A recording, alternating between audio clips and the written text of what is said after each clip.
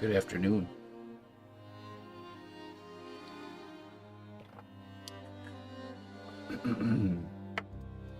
Time for our evening sculpting. Chat is back. That's right. Did a bunch of little tweaks and changes to the stream. The never-ending refining process. Okay.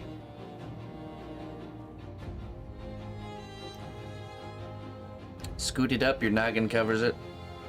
I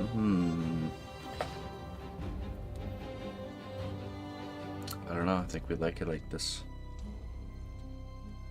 It's censorship. I send my head censors the first 3 lines of chat. Gives us time to remove. Gives us time to remove anything. Totally, that's totally the intention. The perfect plan, right? All right, we're gonna be working on our Dwarven characters here. Yeah. Plan, right. Got the She-Devil over there on YouTube there. Okay.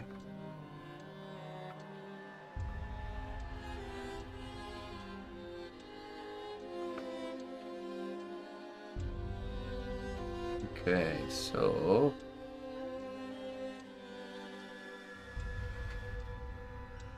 this is our guy so far.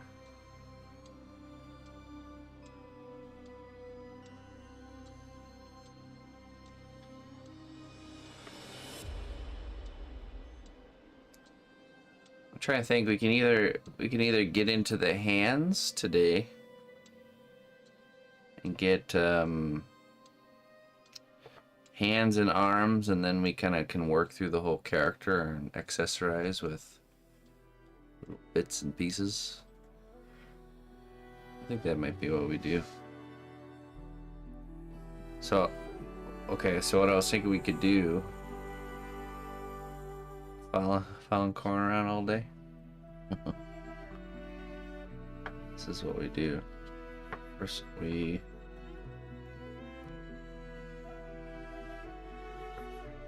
get a little piece of clay here.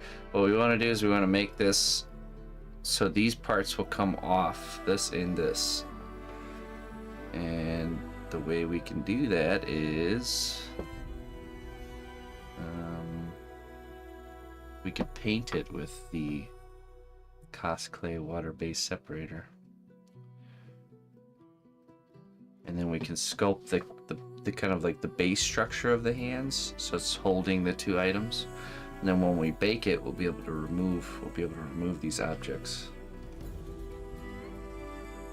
Okay, so let's see,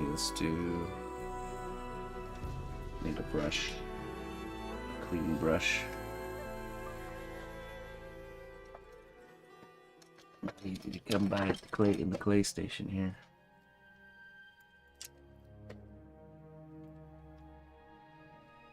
This one.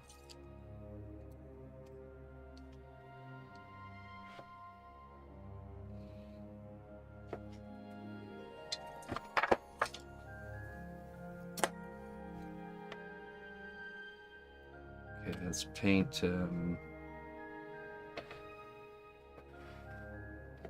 let's see, the bottom side, kind of this whole upper region here. Oop, it's going everywhere.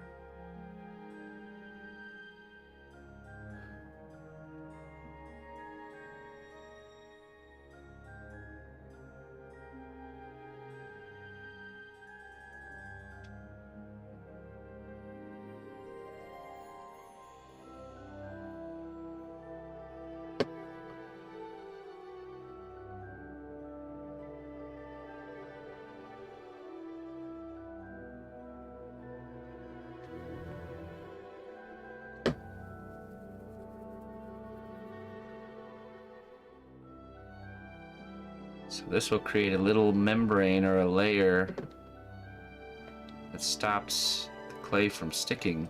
So we can kind of sculpt it to fit perfectly in his hands, and it won't stick permanently.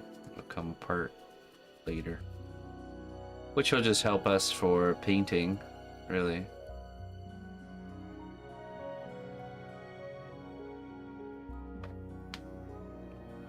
Okay, we do have to let that dry now, though. Same with this one. So it's just the bottom side here.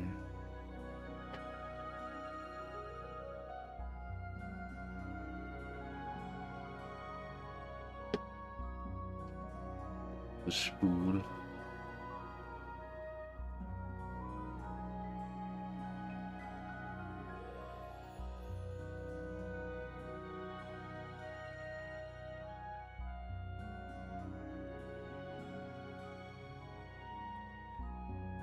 Okay. And while those dry, we can... You know, we could do his beard.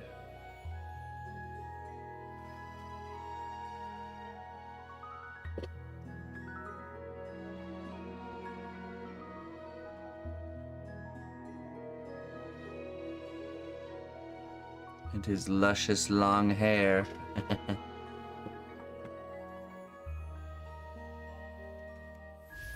Good day, dear friend. Your contribution to the growth of our kingdom is invaluable. Thank you for your devotion.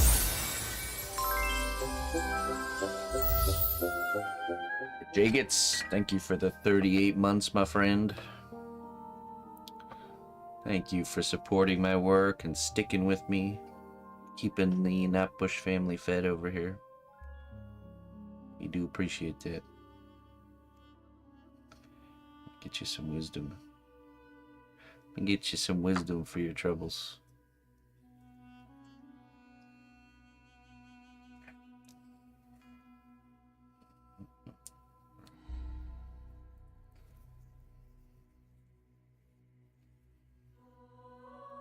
May you find the courage to slay the dragons in your life and emerge victorious on the other side. That's right, we all have dragons to slay, mountains to climb. That's what makes life fun, right? Thank you, Jagets. Alright, let me pull up the reference material here real quick.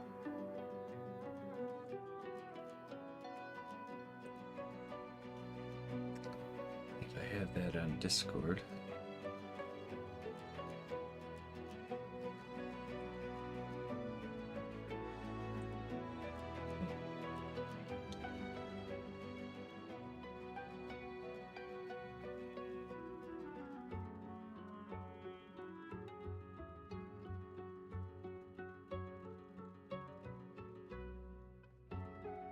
Yeah, there he is.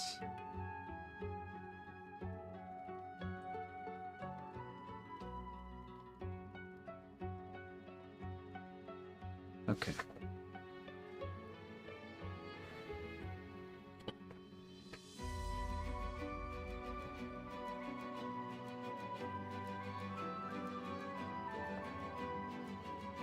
Add some clay glue here.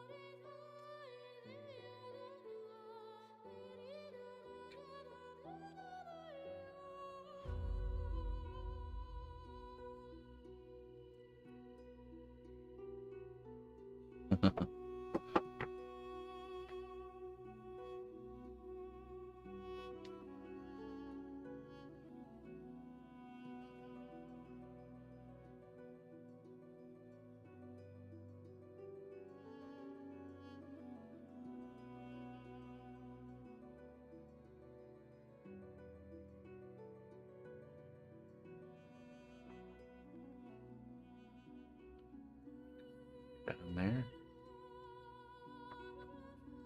Right about there.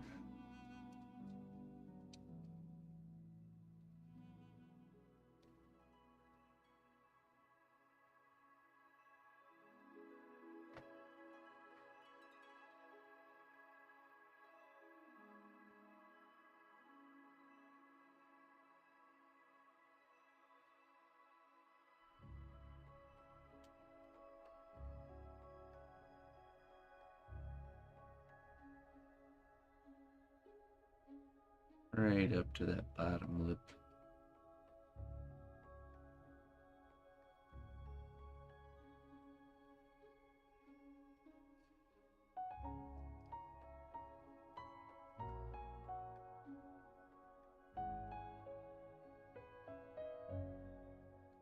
Hey, Looper. Well, thank you for being a part of it. Seriously. I'd say you are a key member there, Looper.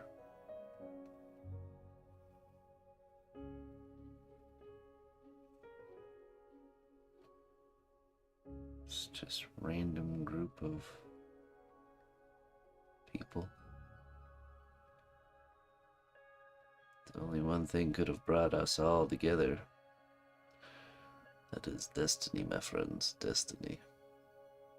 Hey, 76. What are you working on now? This is a Dwarven quilter. This is a project. It's where I take a couple and I turn them into fantasy characters. So this is Looper in chat's husband, and I'll be sculpting her too. I'm turning them into dwarves. Now they're quilters, that's what they do for a living. So these are Dwarven quilters. So they'll have the profession and the likeness of the actual people. Just created into a fantasy character.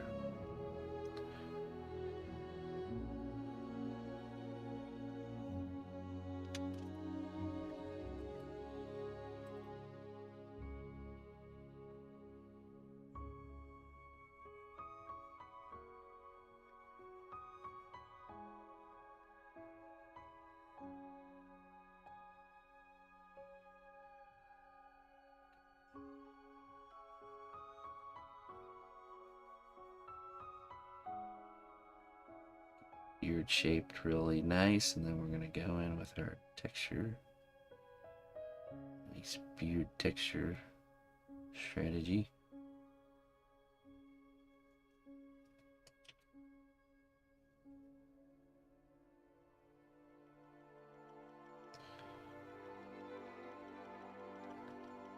Let's add a thin bit of clay on the sides here.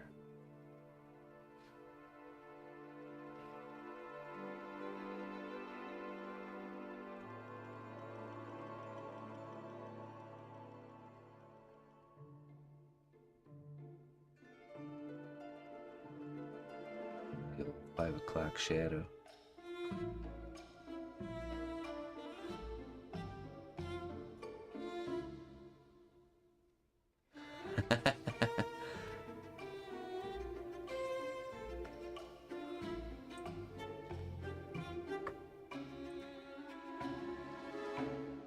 He's there, he's here, he's everywhere. Okay, down there.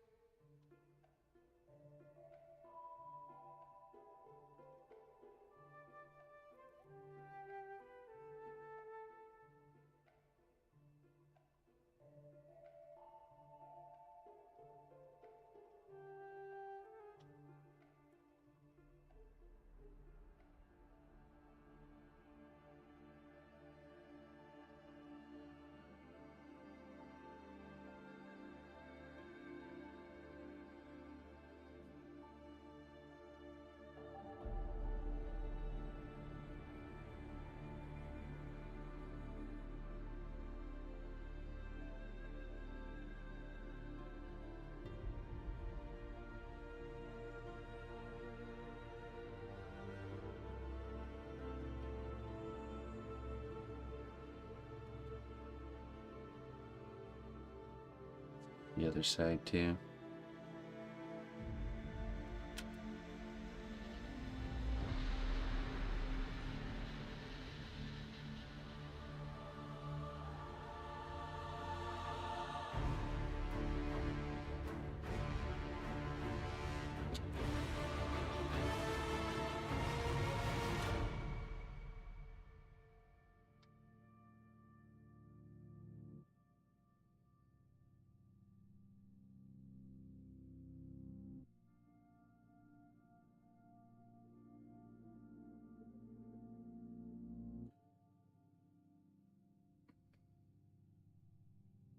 Right, Looper.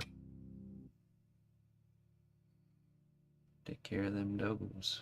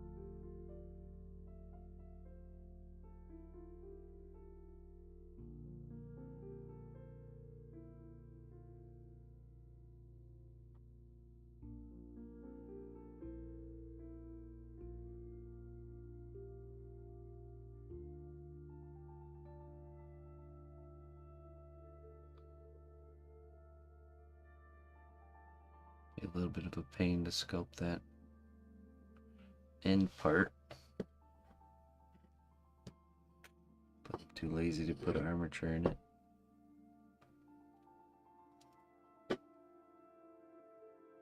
It is what it is.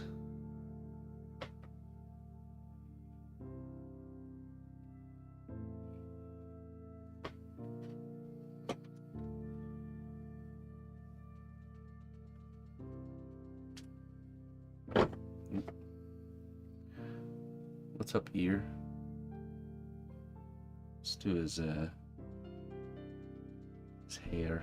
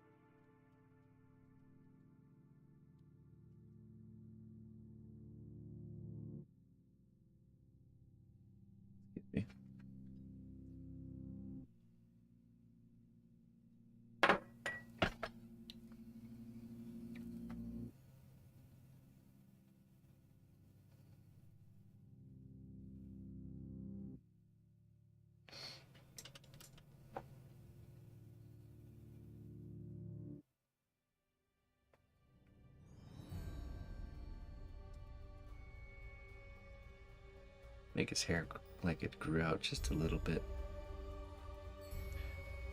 Not a super fresh cut, you know what I mean?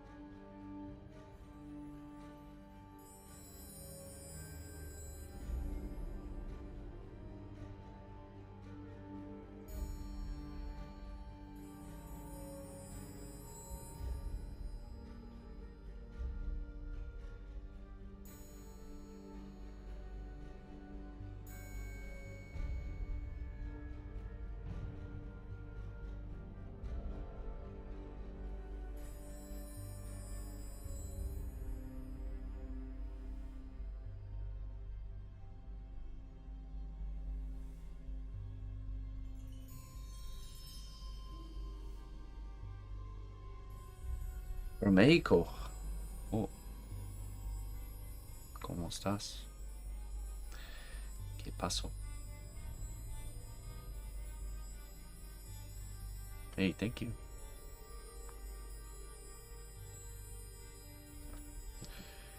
Gracias, amigo.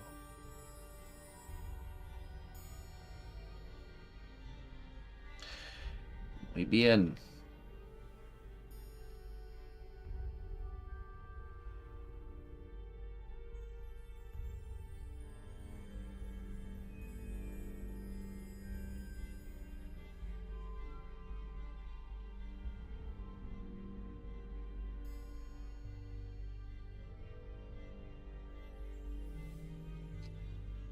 I am from the Quad Cities.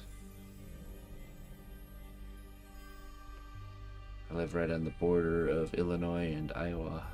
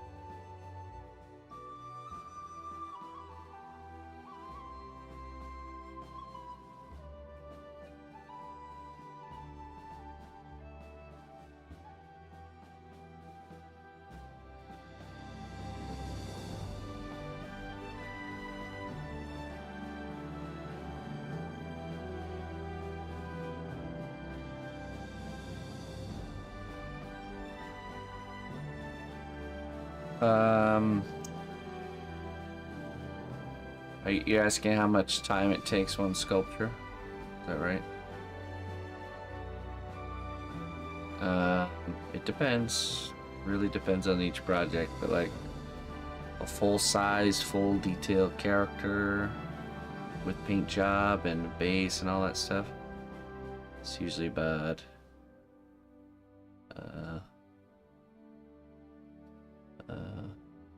oh man, I'm not good with the numbers. CN, that's 100, right? CNE. CNE. Ocho. No, not Ocho. How do you say 80? 180. 180 hours. Horas. Oh. About 12 years.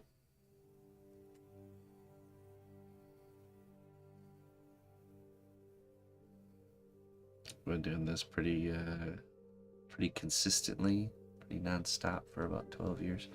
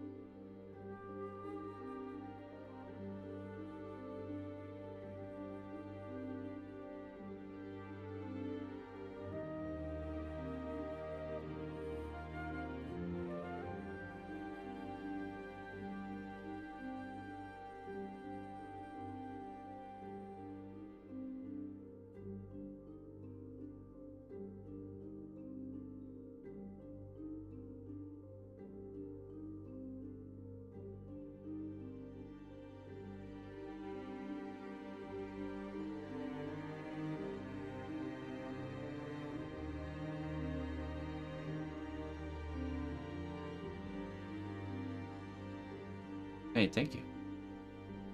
I'm glad you like it.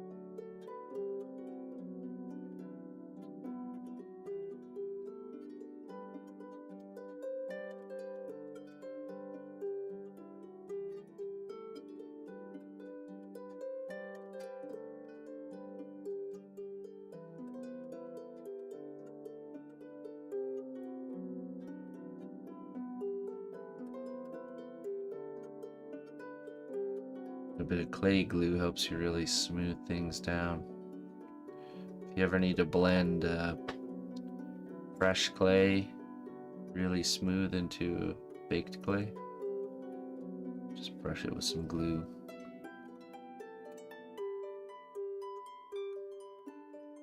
Makes any seam lines just completely vanish.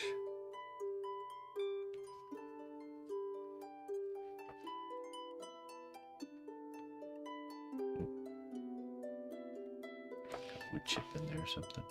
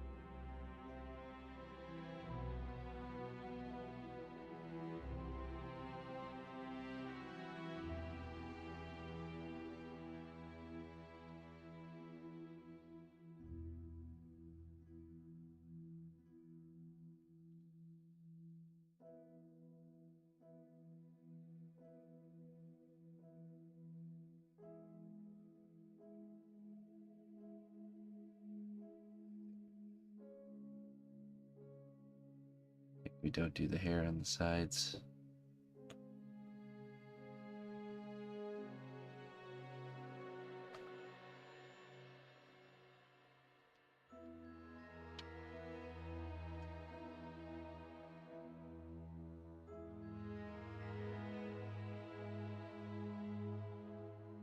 Just make this look like his head.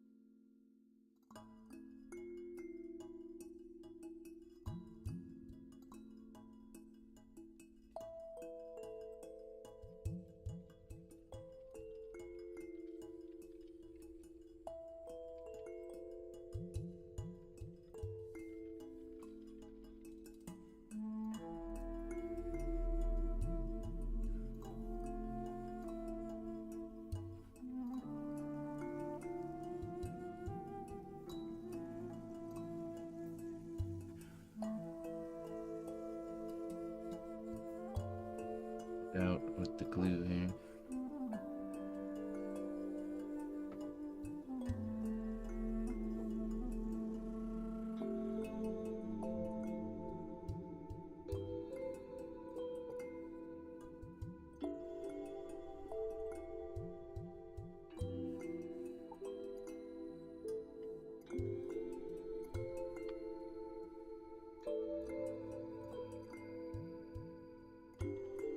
Hey, Zavel.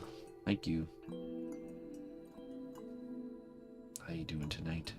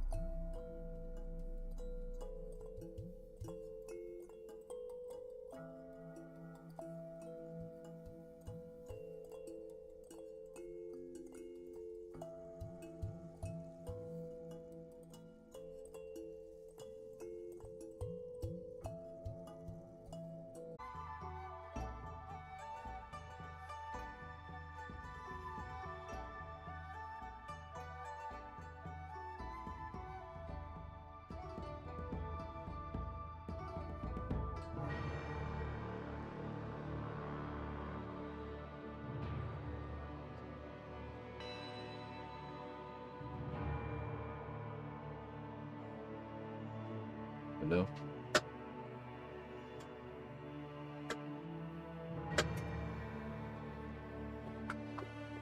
Oh, thank you. Ding dong.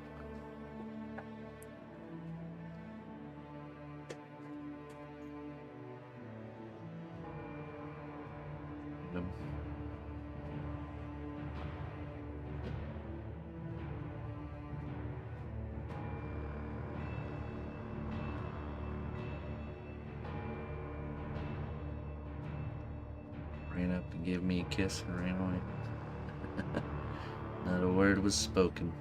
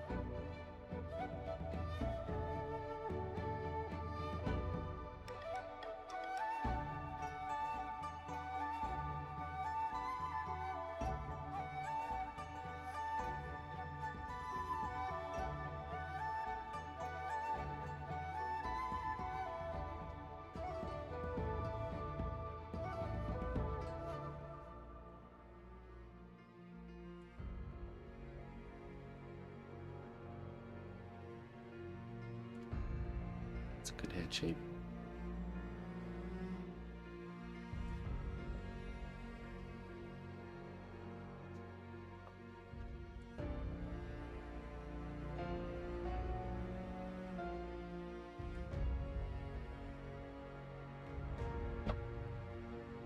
Start doing the texture of the beard now.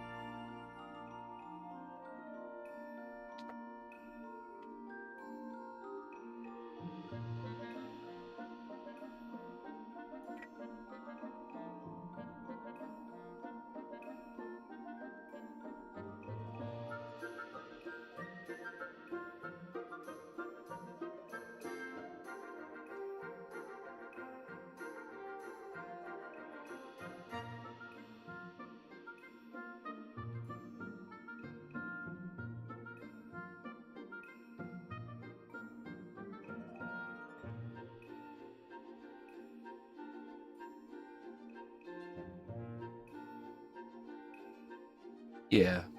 You have a wire armature, skeleton, and then around that is foil, and then around that is clay. These parts are, all these parts have already been hardened. The only part that's soft right now is the what we just did on the head shape and the beard.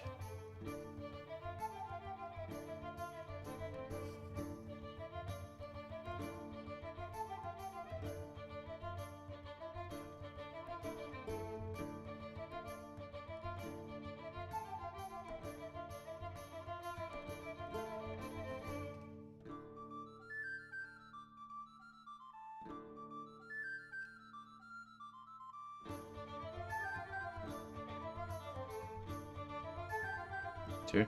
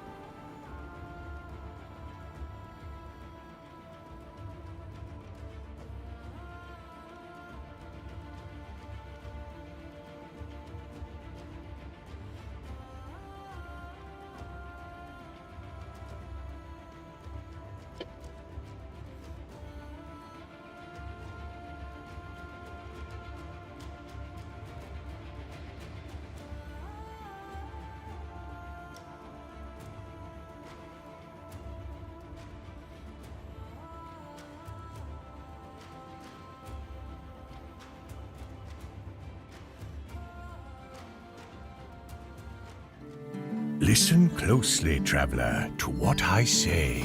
Twitch Prime does not even cost a dime. Blackthorn, hey, how you doing? Thank you for the 46 months of support. Appreciate that. How you been there, Blackthorn? You're sticking with me. You always wanted to study sculpture, but you started modeling in 3D. Okay. So what you do, is that what you're doing for a living, or are you still on the road with that?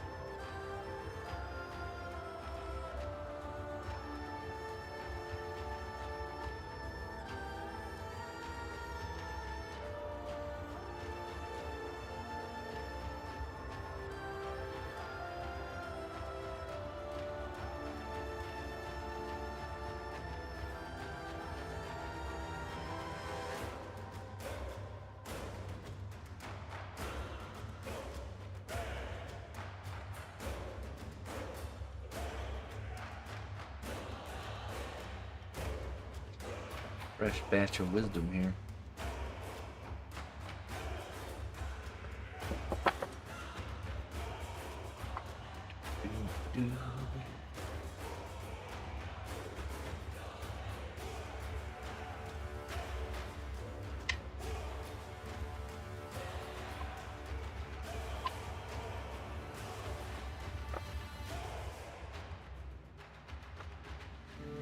Listen closely, traveler, to what I say.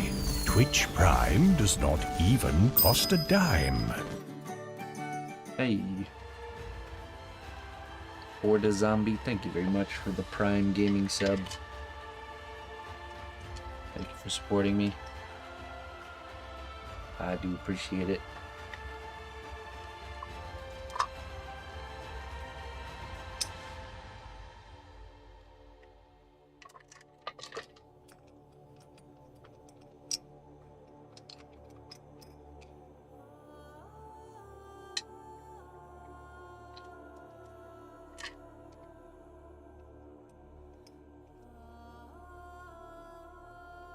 Well, I thank you.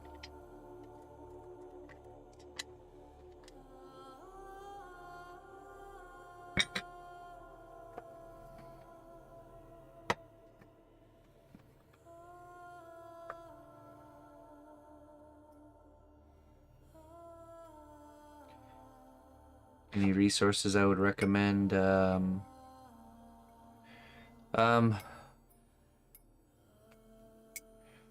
I actually have a tutorial here on Twitch that it's a very in-depth. It's not start to finish, but it's start to almost finish creation of a dwarf character. So, oh, excuse me. I'd say check that out. I have plans to make like a really nice kind of like intro video, like a welcome to creating one of a kind characters in Polymerclay kind of video. Just haven't gotten around to it yet.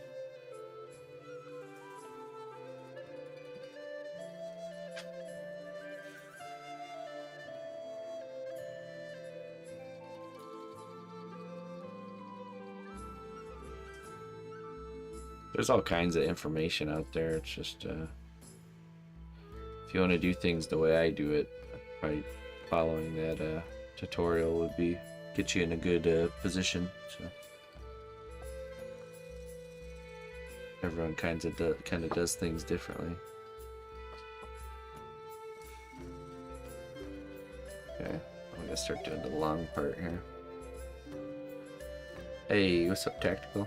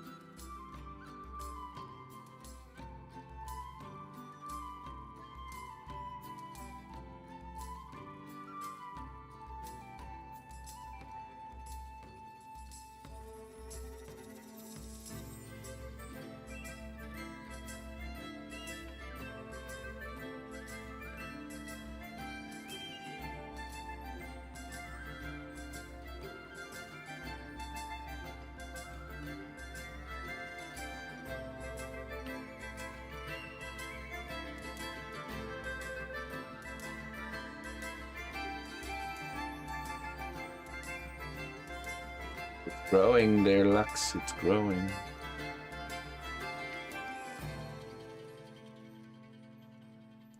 How you doing tonight there, Lux? It stays sculptable as long as you need it to be. It doesn't dry. You have to cure it by heating it up, by cooking it in the kitchen oven.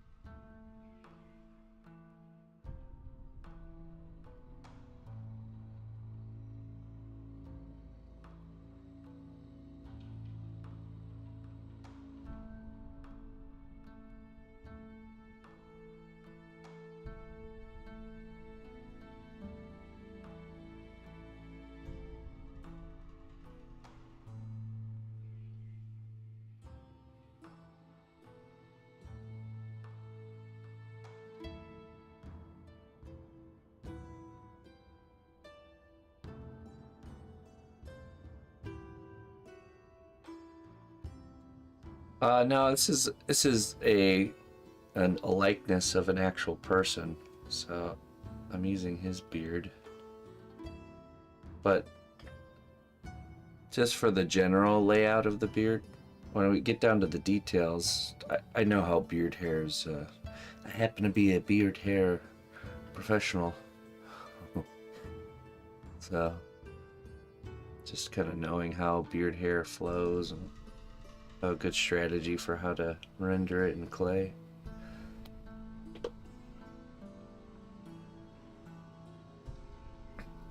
It is. It's cured in an oven. You put it in the oven, you bake it for 275 Fahrenheit, 130 Celsius for 30 minutes, and that hardens it.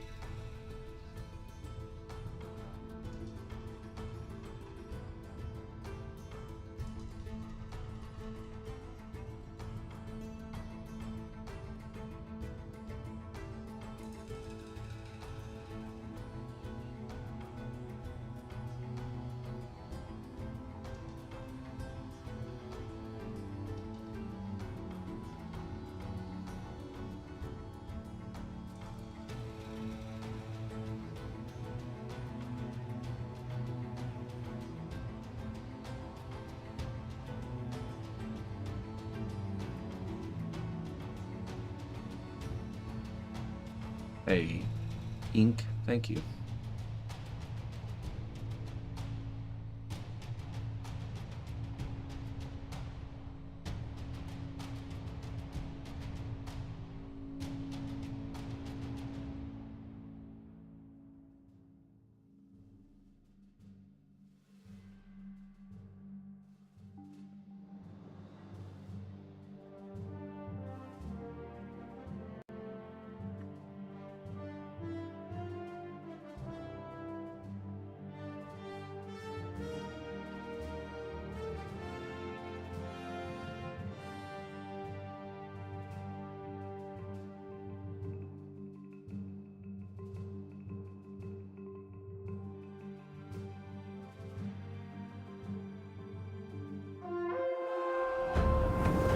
The strength of the Sea-Not-Bush Kingdom lies not in our walls, but in our people. Oh, wait. March to war. Why, hello. Good evening, Raiders. Gunselinol. Gunselinol. Am I saying that right? Selinol. Yeah. We call her Guns. Okay, Guns. Hey, thank you very much for that raid. Welcome, Raiders. Well, that's a big surprise. Hey. Hey, hello. I think this is your guys' first time here. I'll give you a follow there. My name is Sea-Not-Bush. I make one-of-a-kind custom sculptures start to finish here on stream. This is a dwarf character. I do mostly commission work and I do all kinds of different things. So everything I make is one of a kind. And this is a character. He's... Hold on, let me show you. Holding a quilt like this. Let's see. There we go. Let's get the spool like this. It's actually gonna be two characters, male and female, and it's actually the likeness of two real people. They commissioned me to turn. It's a couple that want me to turn them into dwarves. So, and they're quilters. So he's got this big, huge thing of quilt, and gonna have this huge spool of yarn, and she's gonna be chasing him behind him with I think she'll have some scissors. I have her character, but it's only in the sketch too.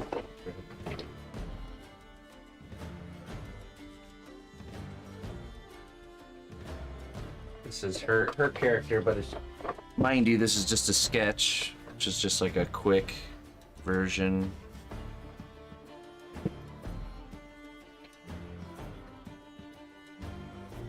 Yeah, so you know, they sent me photos of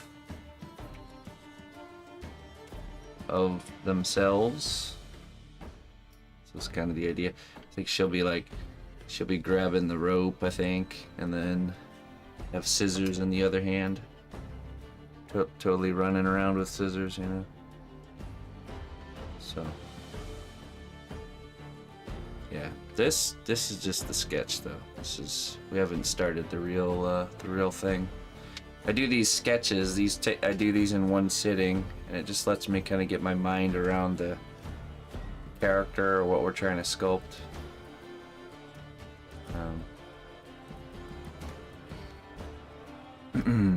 I use a type of clay called Cosclay, a polymer clay that is flexible after it's been cured, like a rubber. Really cool stuff.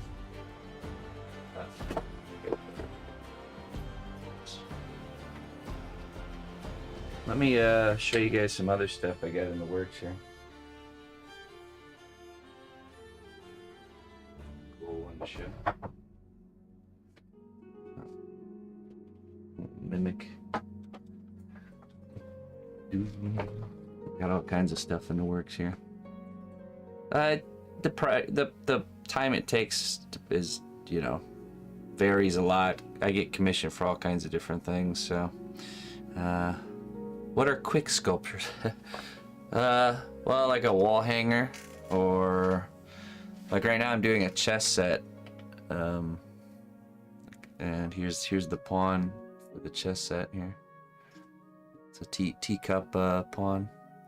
It's a like Alice in Wonderland-esque original chess set, and these don't take very long. So that the pawns are each going to be unique with the different faces. Yeah.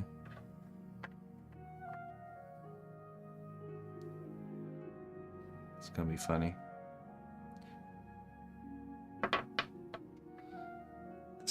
This one's going to be the queen so far. Here's an Alduin sculpture I got in the works. Alduin.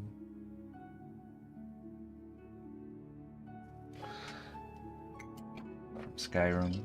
Here's a blue dragon. We're working on that this morning. Getting into the detailing phase. I can make anything you ever think of or want. A gun-sill hobbit? What's a gun-sill hobbit? Sounds funny. Oh, let me show you this one. So this mimic piece will be here's the mimic. This was I did a class or a tutorial class where I taught students how to take an existing like chest or box and turn it into a cool mimic like this. So, but he's gonna have a tongue kind of coming out here and holding this guy right here. This is our mouse warrior, kind of a dungeon explorer. He's gonna be swinging up here. He's gonna have a big lance. It's like they're in the middle of a epic battle, just like that. There's gonna be lights in there too, purple glow coming from deep in the belly of the beast. So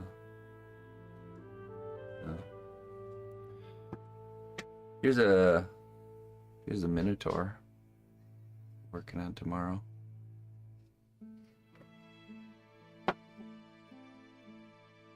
Let's see here.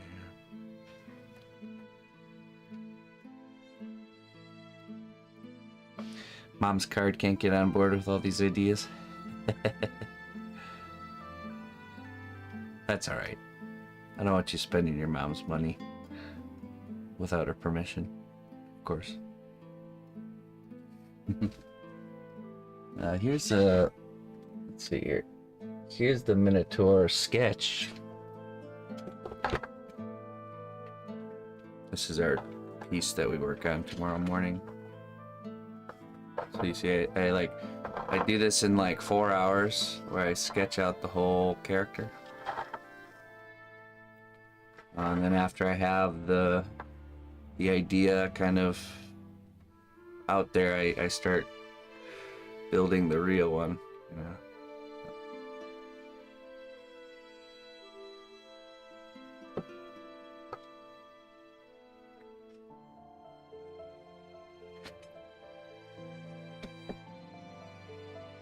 Okay.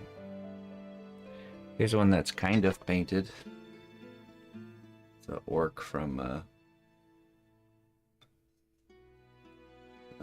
Warhammer 40k. This is actually a side character to another piece that's being painted too. It's he's fighting Gabriel Angelos.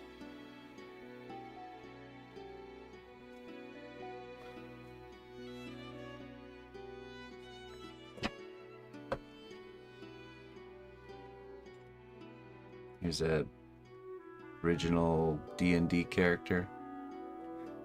Kind of like a Viking type guy.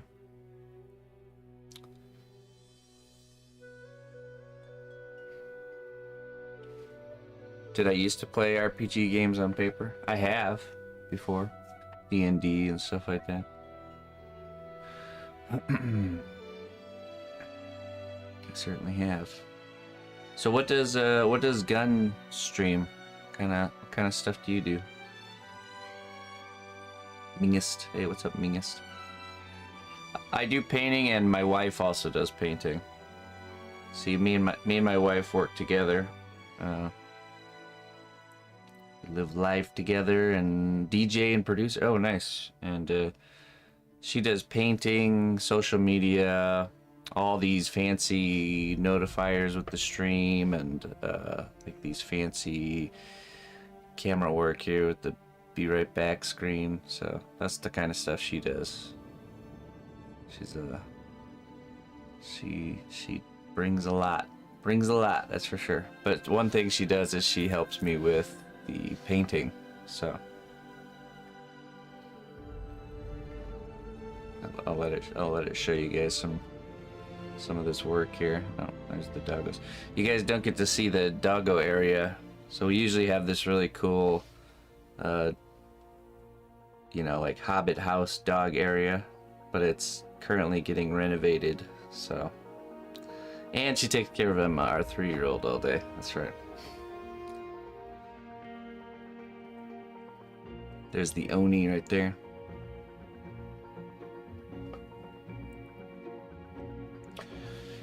Yeah, so usually this camera right here is down and facing the doggos, but it's under construction. Yeah, I guess that's I could sit here and probably show you guys stuff all night, because I got a lot of work in the works, that's for sure. But gotta give it to you in stride. I do appreciate you bringing all your people here, Gun. I'm not sure how you discovered me, but definitely following you, and I'll definitely check out your stuff. Some music, DJing. Dash of Daisy, yeah, no problem. Yeah. I normally do a different project each day of the week, or each stream really. So every time you tune in, oh, Dash of Daisy. Oh, well, hey, thanks for being a good See Not Bush ambassador. Listen closely, traveler, to what I say. Twitch Prime does not even cost a dime. Ah, there's that fanciness I was talking about. Notifiers. Hey, Siren, thank you for the Twitch Prime sub. Welcome to the Push Kingdom. Thank you for supporting my work. I appreciate that. Oh yeah? Anything's possible there. Anything's possible. Whatever, hey, whatever you want to pay for, I'll make it happen. As long as I can stream it, of course. There are lines there and limitations that I dare not tread past for fear of being stuck only doing those things. I very much like the medieval fantasy realm, but yeah, exactly.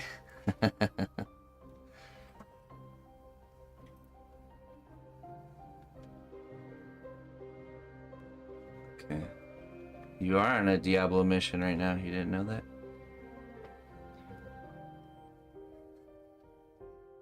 As long as we don't put the parts together, okay. Assembly required for the client.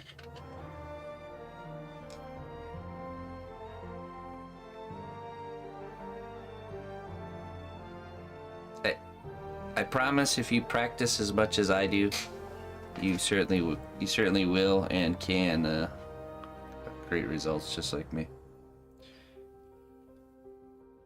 Okay, let's see. Oh yeah, right here. Last little bit of beard here.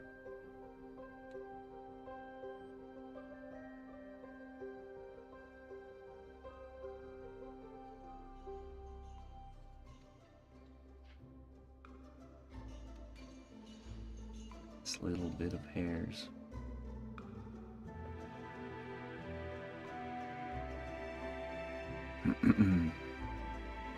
Scale, yeah, it's not really a scale.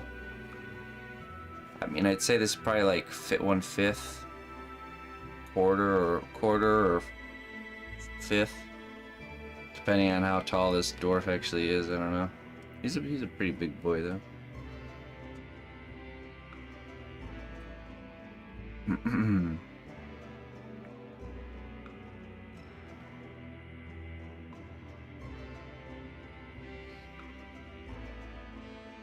Yeah.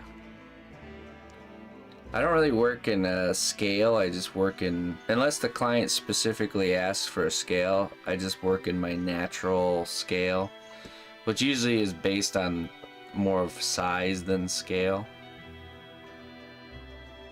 I'd say mostly I have people wanting specific sizes, not specific scales. So, say it's a dwarf, so probably, yeah.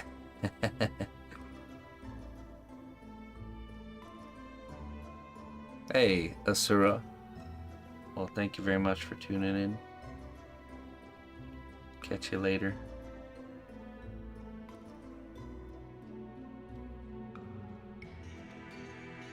Okay.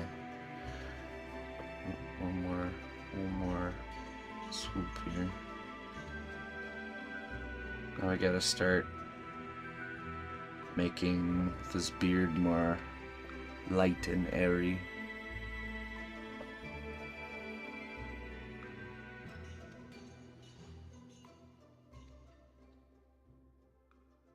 To get in here and just really lift it up.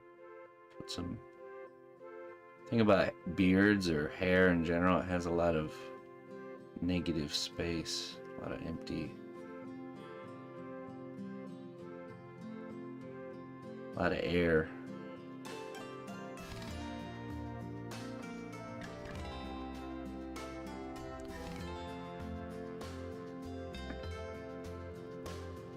Yeah, they're painted when they're finished. Yeah.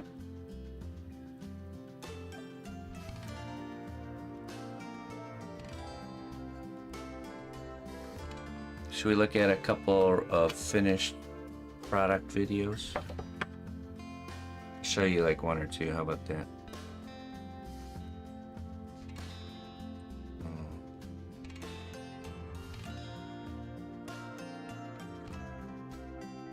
Oh Hey, you know, we could watch the my creation of the. Let me see here. Actually, no. Let's go.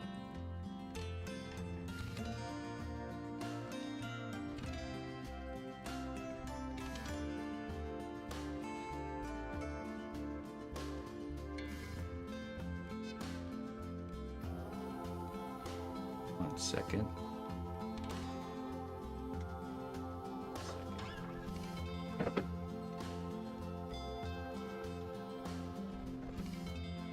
Pause the music. Pause the music. Pause the music. Oh, that echo.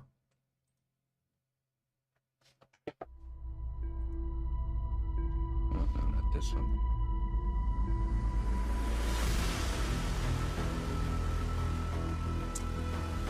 Okay, this one.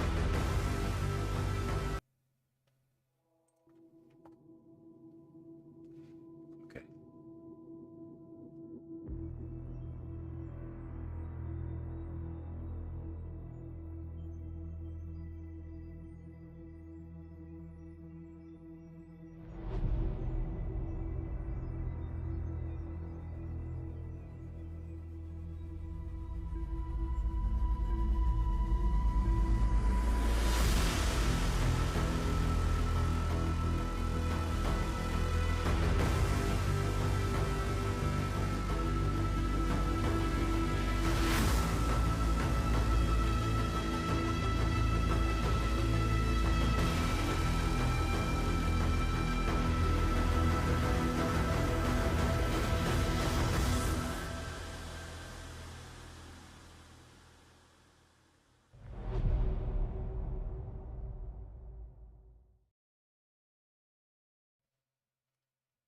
Okay.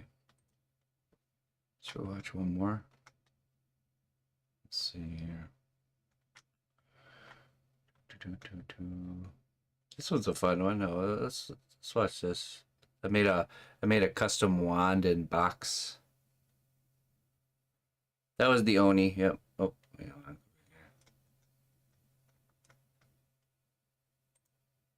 Let's see if I can do this wand one.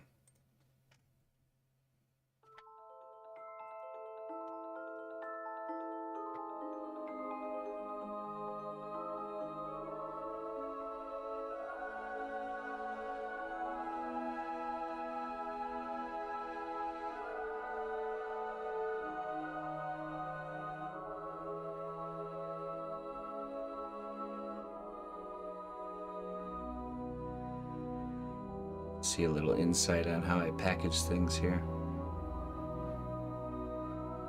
I have a...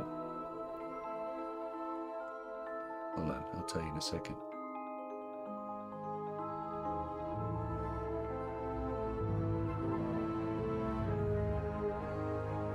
It's on my Twitch channel. Just look at uploads.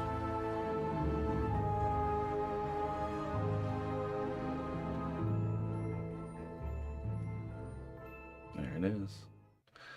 Happy birthday. What's this one too? With the mushroom. The emerging myconid.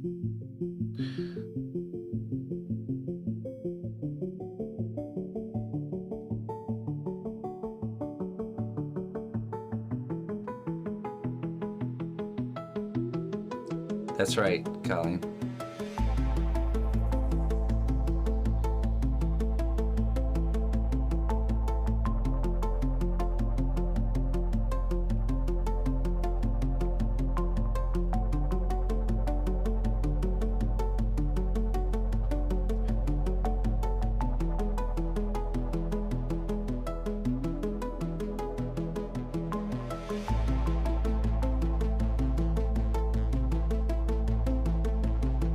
Mushroom.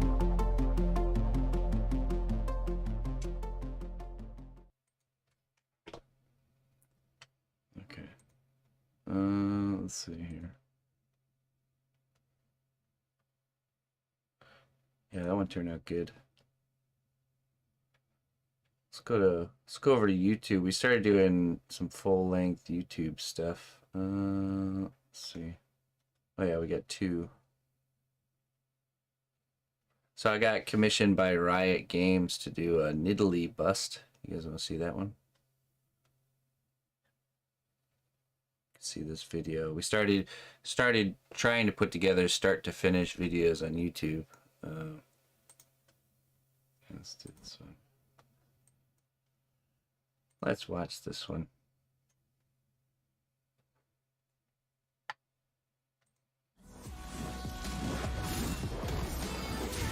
I am Pack Mother. You are mere prey.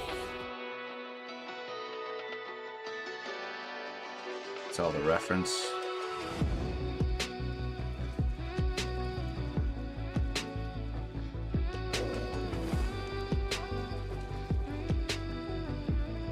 Tinfoil, clay.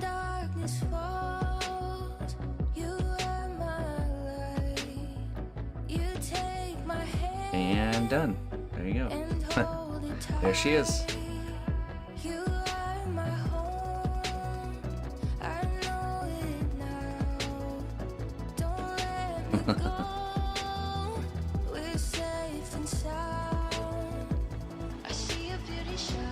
Takes a lot to make a blob of clay look like a pretty lady.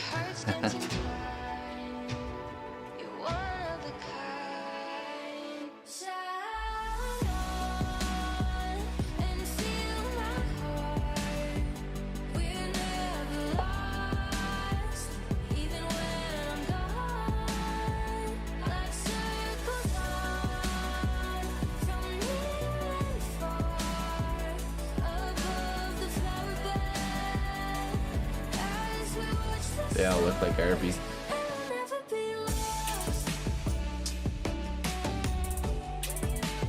Pot. And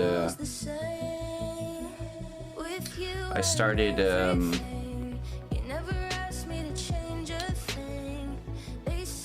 1 second. I started hold on. Let's wait for the reveal here, and then I'll give you the showdown.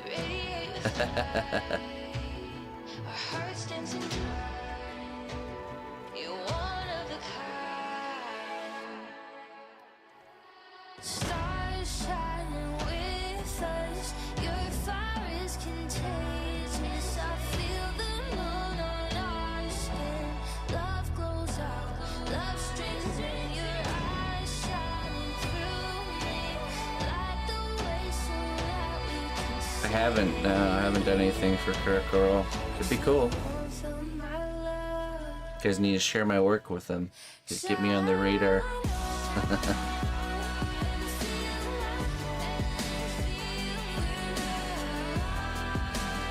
I do a lot of D&D stuff, so.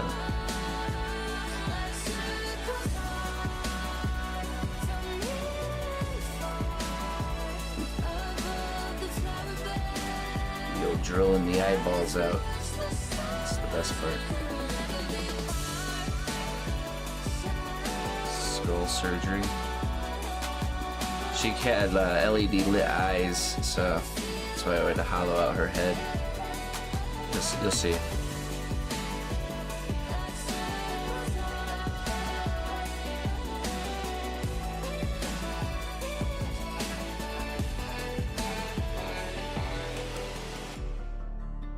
This was a lot of work, that's for sure. Longer than Lord of the Rings. It's 10 minutes. It's like classic YouTube video length.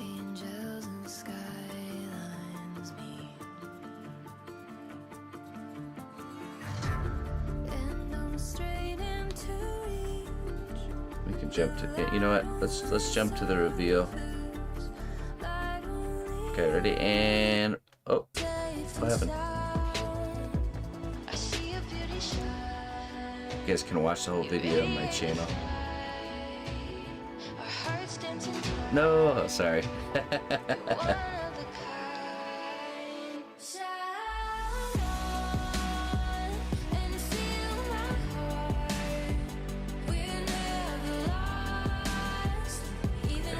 nice.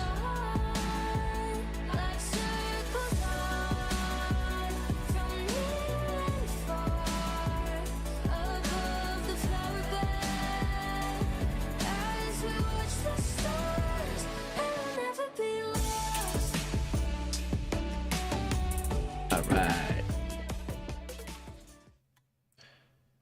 So, let's do, well, put the music back on. So, yeah, I'm self-taught. I actually started my art career by being on Twitch. I was the first non-gaming partner on Twitch. I'm actually in the top 150 partners on Twitch. I started really early, so streaming sculpture just like this.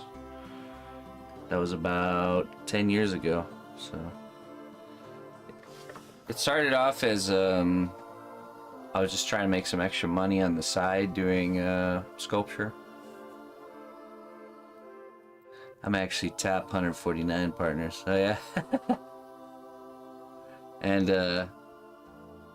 when I started streaming and streams started picking up and started to get some income there, I decided to quit my job and pursue it full time. It's been a crazy roller coaster experience ever since, but yeah, just been sculpting for the last decade straight, so quite a journey, that's for sure. But I did discover sculpture in my like younger years. It's just, you know, when you're young, you don't really buckle down, and at least most of us, some of us do, but just kind of phased in and out of my life, and I didn't really start pursuing it till like really seriously till later. So I think I was like, how old was I? Let's see.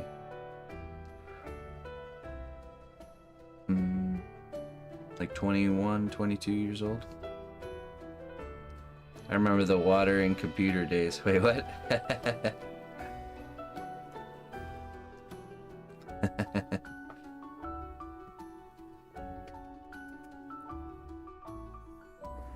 I don't remember that, Harvey.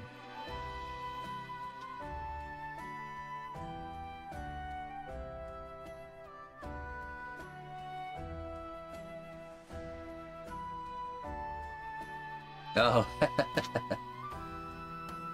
Classic. Water and computer days.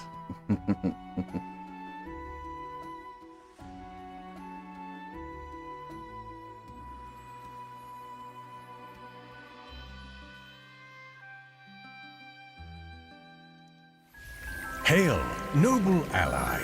Please accept these treasures as a gift for your unwavering service to the kingdom. Gesture. Get you some wisdom here. 113 months subscribed. Got some refined cod liver oil for you here. Unwavering. That's right. Hey, thank you so much for the continued support.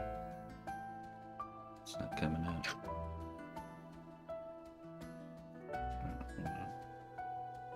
Come on. Someone's fighting me.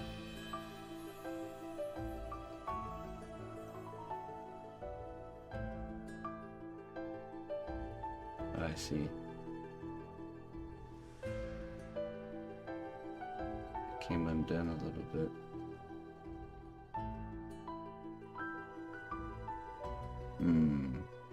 Reluctant wisdom. I'm gonna seize my wisdom here to get this. Okay, I'll see.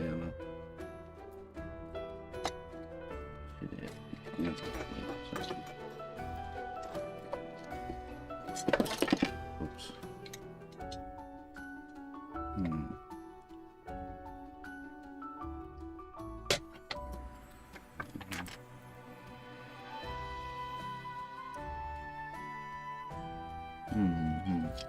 Okay, this one. This one's got to be a good one.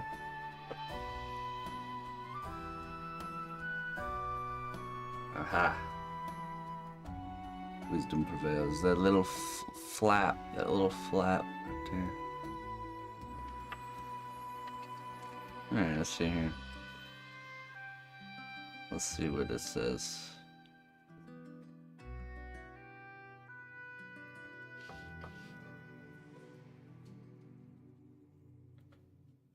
The journey of 1,000 miles begins with a single step and the right pair of shoes to avoid getting blisters. That's good. That's good at the end there. Make sure you wear the right shoes there, Sister Jester.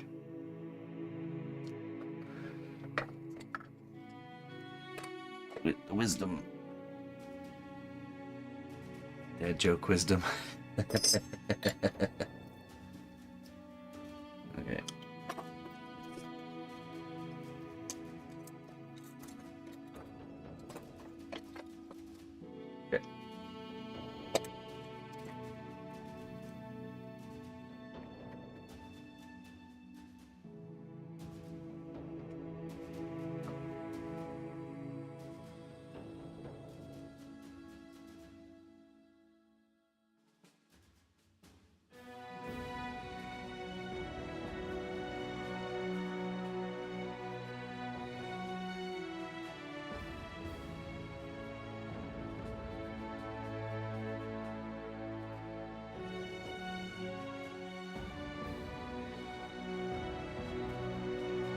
Must be Disney.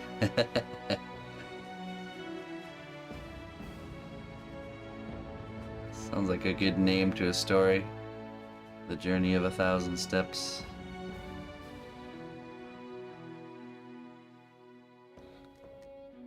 Hey, what's up, Mr. Finley?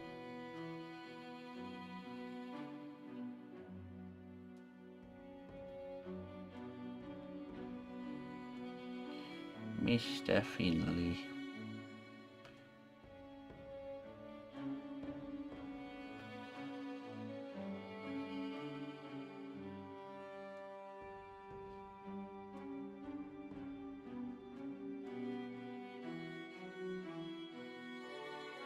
Yeah, you have to create the negative space. I'm not creating the hair, right? I mean, I was here at the base, but this area is I'm creating the negative space.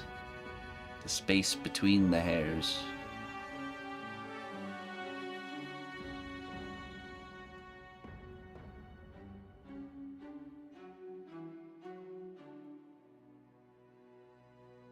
The void. That's right.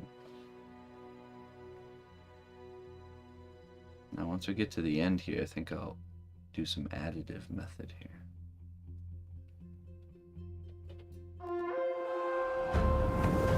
The strength of the Sea-Knot Bush Kingdom lies not in our walls, but in our people. March to war. Yeah, Defeat Funk, just shoot me an email. Let me know what you have in mind and I can get you some info. Pricing. Hey, it's Mouse Guy. David Peterson, thank you very much for the raid, my friend. Good evening, David Peterson and company. Hope your stream was great, my friend. Thank you very, very much for sending everybody here. Come on in. Sculpting a dwarf quilter.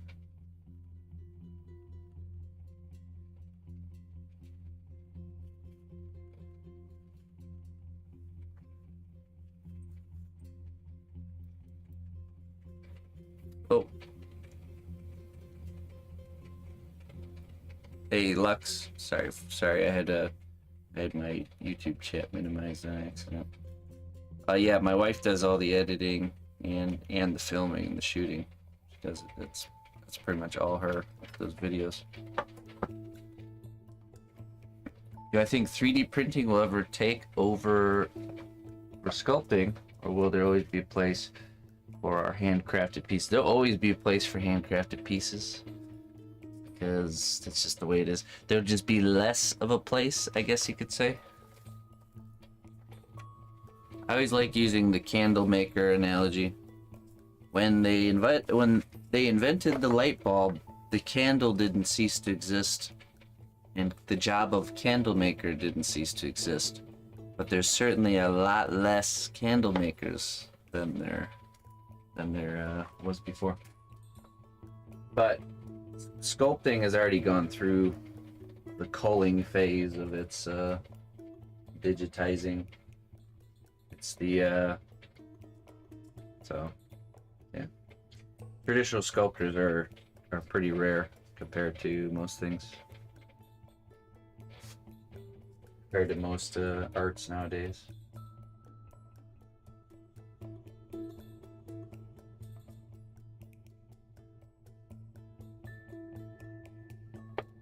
Yeah, I mean, it's like saying, well, there's digital paintings.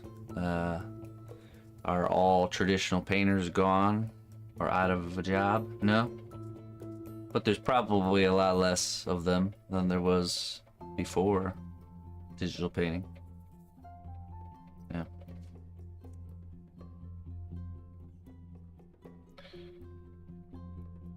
Digital sculptors will be going through it soon with AI. Yeah, I mean everything that's digital is threatened by AI.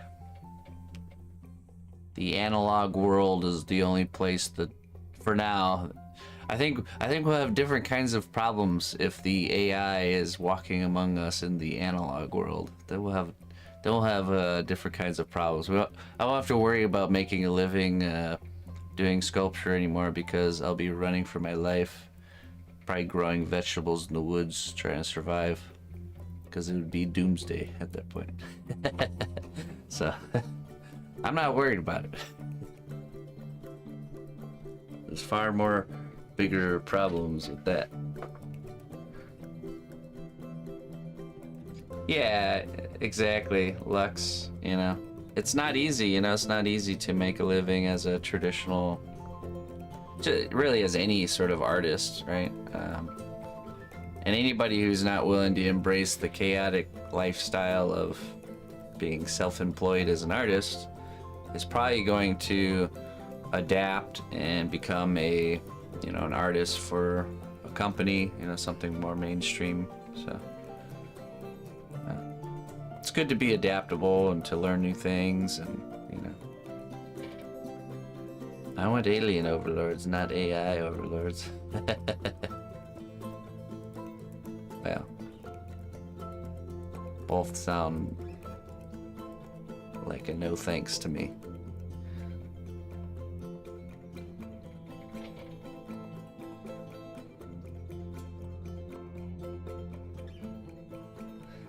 We're not sure when exactly the machines took over, but we know it was us who blacked out the sky.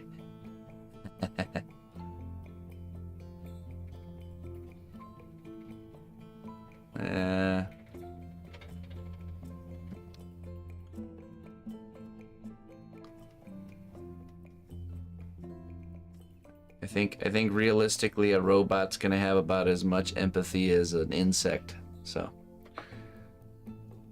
next time you see a spider when it's caught its prey, I want you to zoom in on it. Be like, yep, there's the empathy of an AI right there. Bug brain. Efficiency, creature of efficiency, and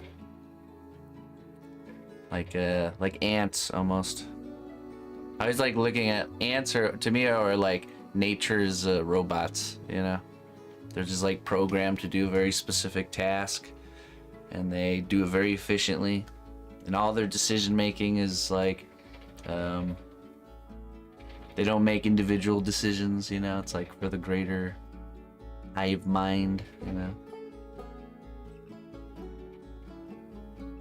Ants, the original AI, original robots. Yeah, it's true. Once you understand that about like certain insects like ants, dealing with them, like getting into your house and stuff, becomes a whole You like think about it completely differently. I use ants. I use ants to detect any like weak spots or holes in my house that other insects could get in, or mice or whatever. You take like a little piece of paper, you put like a bit of jelly or honey on there, and you just move it. You move it from like, you kind of like move it around the house, and trust me, if there's any way in, you'll have a nice steady line pointing right to where the entrance is. So that's how you find all your holes in your home. And then once you find that hole and plug it up, and then there's no more ants on the jelly, then you move it and completely secure your perimeter that way.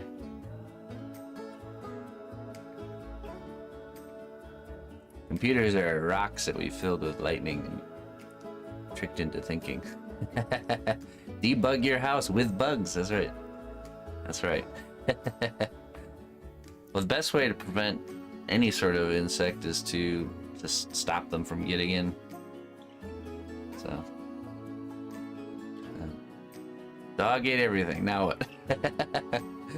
Well, you have to put it somewhere where the dogs can't get it. So, anyways, let me go get some coffee, folks. I'll be right back.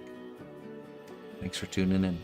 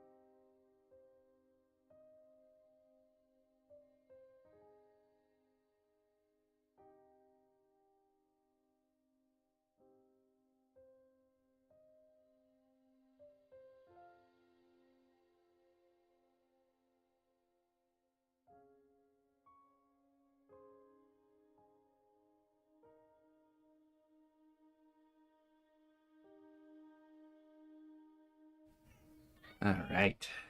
Nice big cup of coffee. Raid my wisdom stash.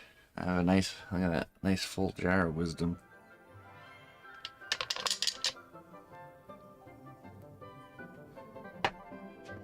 It's my stash.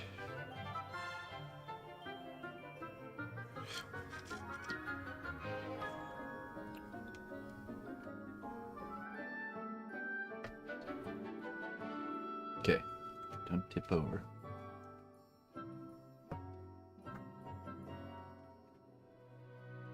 Mm-hmm.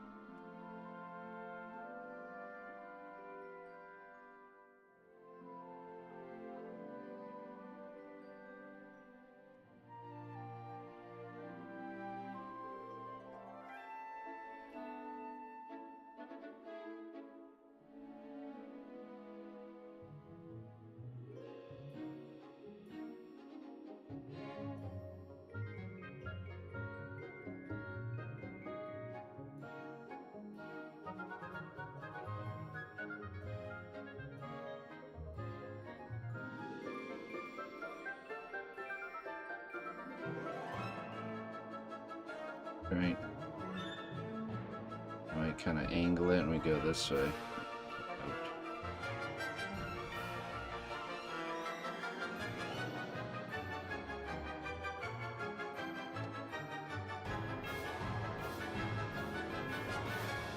Lots of air.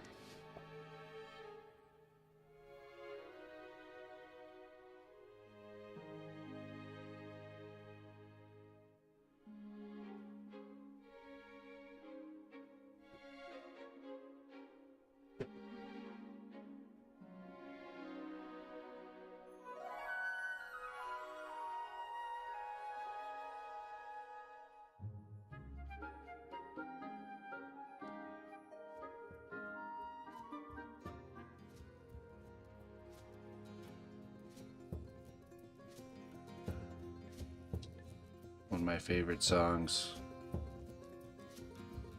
I always have memories of this song because me and my wife closed the distance on long distance for the first time. I went out to Germany to meet her face to face, and we went to Black Forest, Germany, place where the original fairy tales were written. It was this just super cool mountainy town. Like it was like mountains left and right, and then in the valley it's this little town, and it's just nothing but these big dark woods. So they call it the Black Forest. And we had to drive up the mountain through the like windy roads of the mountain and up to the cabin that we were staying in. And this song was playing in the car when that was going on.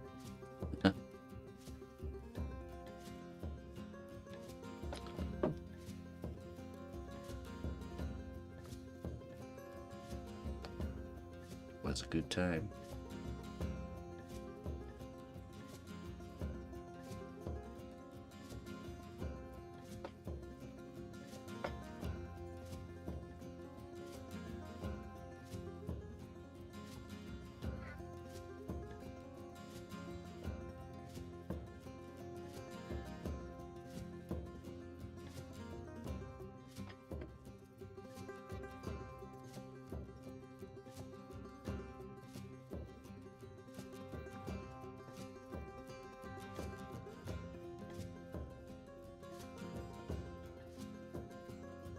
Stick this in here, and I'm gonna lift it up.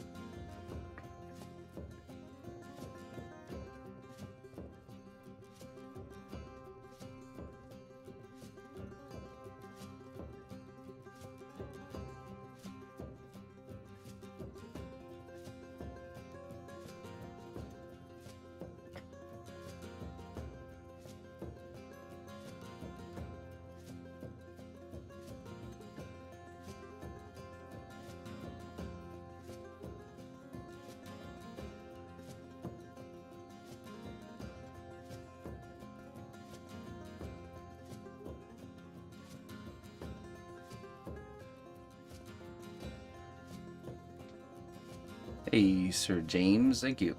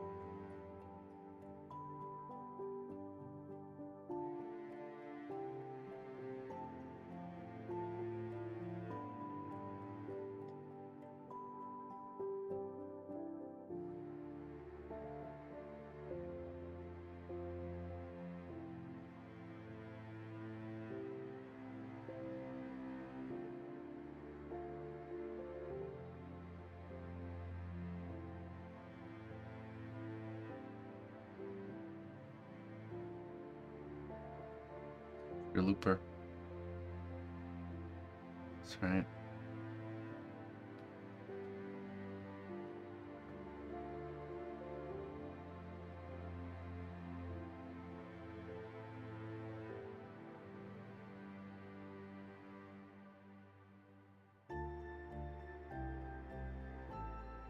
How you doing there? Hey, sorry about your face.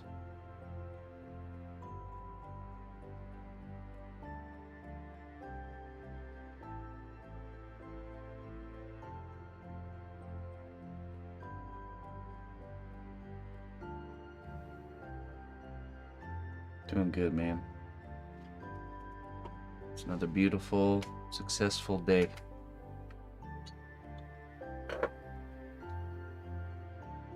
Living and learning.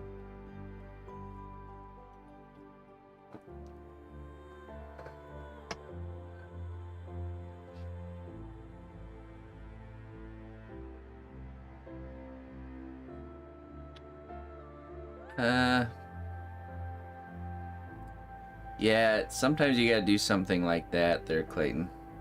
Yeah, purple's not a good color. You're right. It just doesn't produce enough light. You could do like a cool white. Cool white kind of through some sort of purple lens, you know.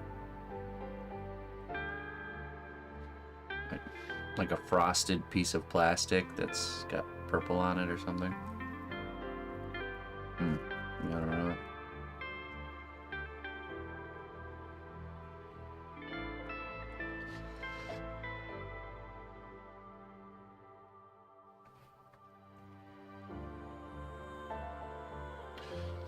I wonder if you were to use red and a cool blue like a cyan blue with red LED.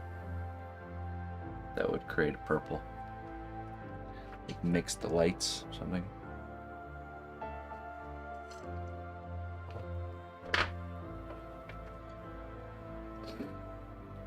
Cyan. They're very strong in LEDs. That color, that like kind of ice blue color.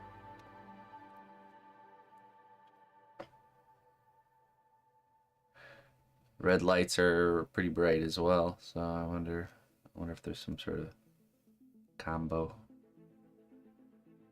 that would work to produce a bright purple.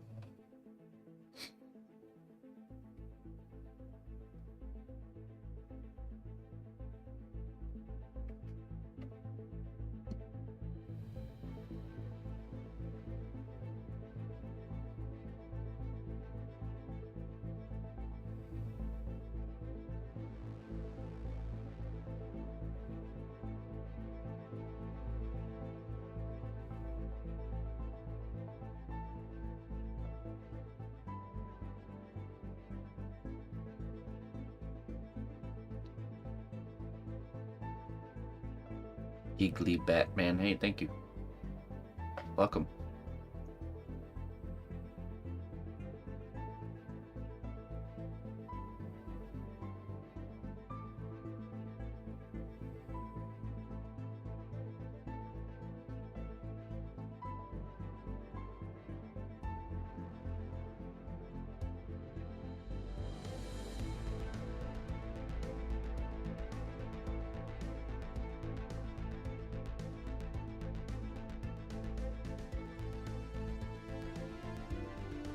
Okay, I think now we just do some additive method here, and we'll be looking pretty good.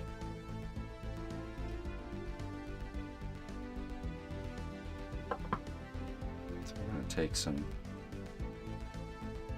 make some really thin strands here.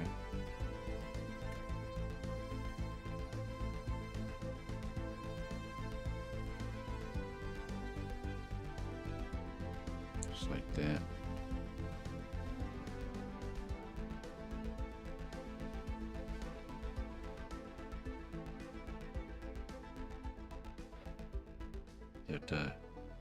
You don't roll it, you kind of stretch and pull. So you get them really, really thin. Twisting and pulling. Like that.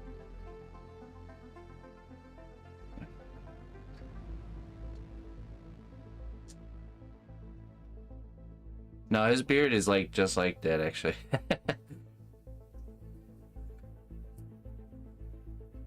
I think the way he looks is what inspired me to pursue them in a dwarf manner. The Dwarven manner. Oh, look, he's already there. He's already a fantasy character.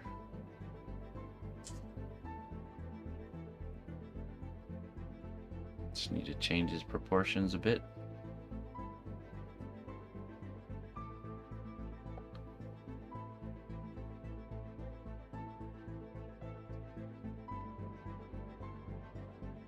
Once we make enough of these, then we use the tools to transfer them to the actual character here.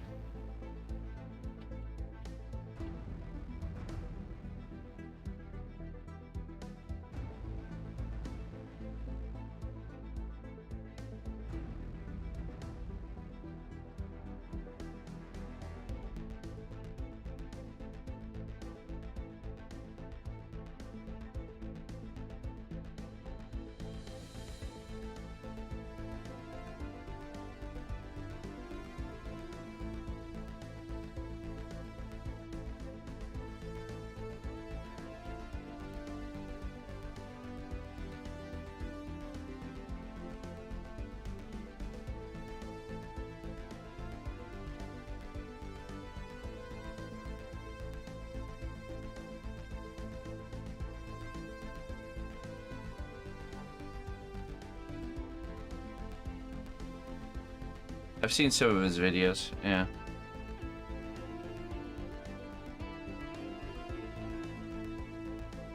Good stuff.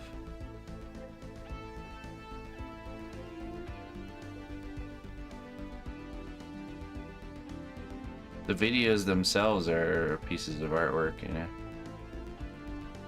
Just the editing and the writing of his script or however he does it must take a long time. A lot of work. Oh.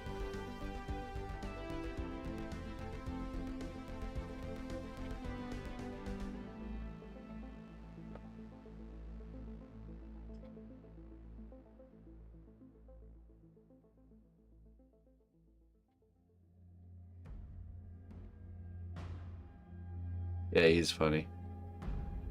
Yeah, it's until you've like. Greetings, fellow adventurer. We've got everything you need to rest and refuel. MB. Get you some wisdom there, MB. Thank you for the 6 months of support, my friend. Let's get you some wisdom here. Thank you for supporting my work.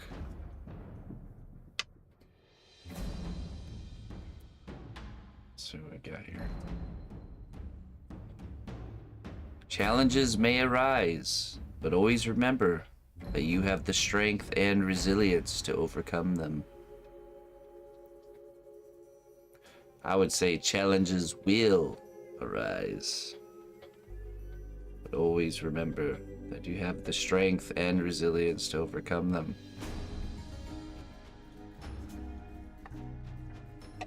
It's a good one.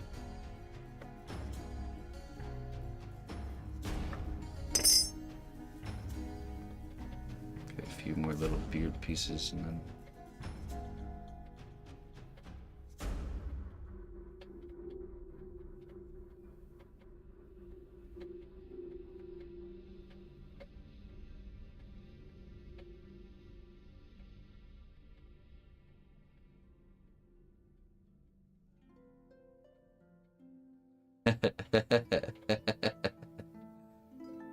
nice, Herbie. Very wise.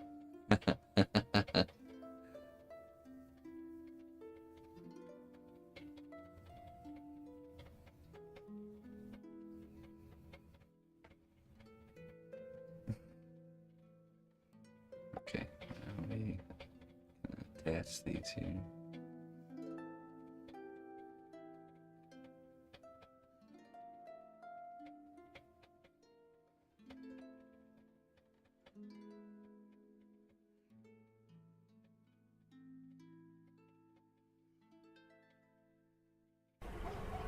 You must pay the toll to cross my bridge, and that is not enough.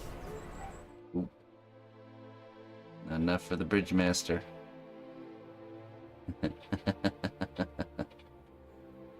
Been a while. Been a while since we've seen that one. Hey, Wattberry, thank you very much for the 700 biddies. I appreciate that.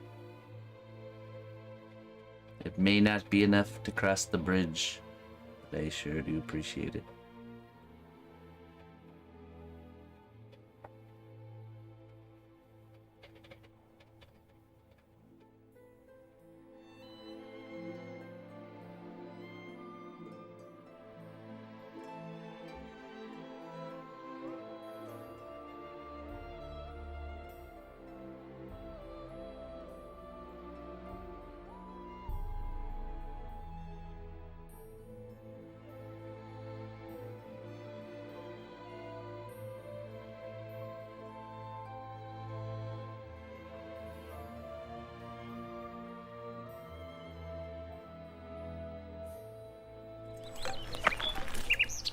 Could someone please direct me to the Senat Bush Kingdom?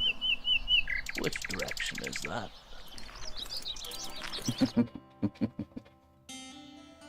1,000 biddies. Hey, MV. Thank you. Very, very kind of you. Thank you very much for that tip. Yeah. It's like old toys when when you would lose them under your bed, and then when you were a kid you'd clean your room and you'd find them and they'd be new again. Exactly what it's like.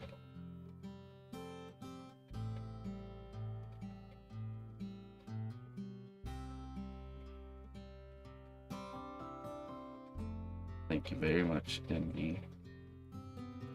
I appreciate it.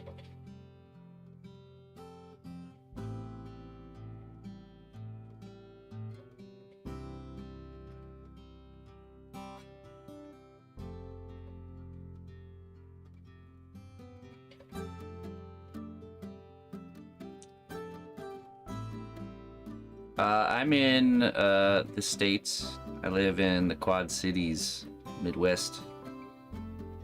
It's a place right on the border of Illinois and Iowa, right off of the Mississippi River. The land of rivers and bridges. They do a lot of bridges.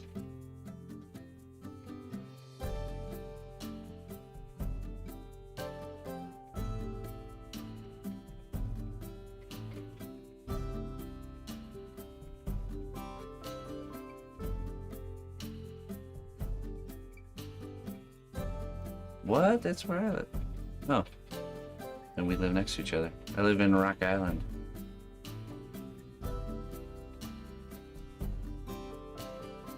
It's a small world after all. Cool.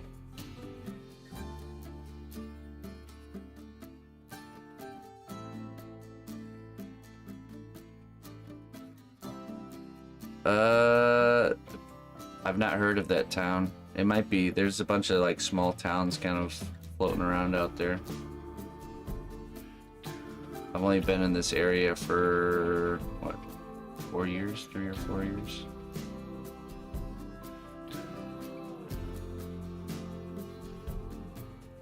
Maybe.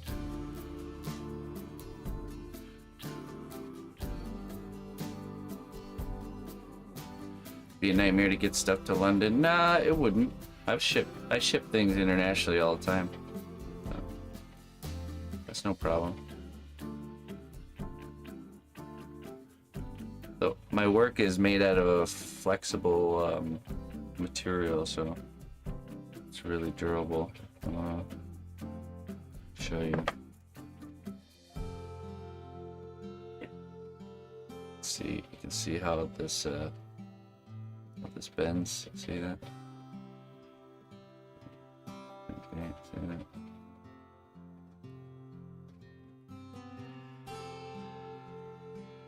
When you bake it, it becomes like a rubber. It's shatterproof. I've not had a single thing break since I switched to Cosclay. I've been on Cosclay now it's been a few years. And I tell you what, I ship some things, I'm like, oh man, this is definitely gonna break. Nope, no problem. So it's really tough stuff.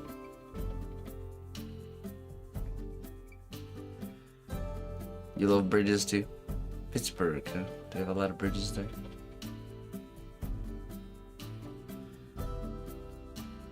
It's like 45 minutes away from the Quad Cities. Okay. Keokuk. You act like London is a third world country. You can ship anything anywhere. Yeah, right. Well, you know, with Brexit and all. Just kidding.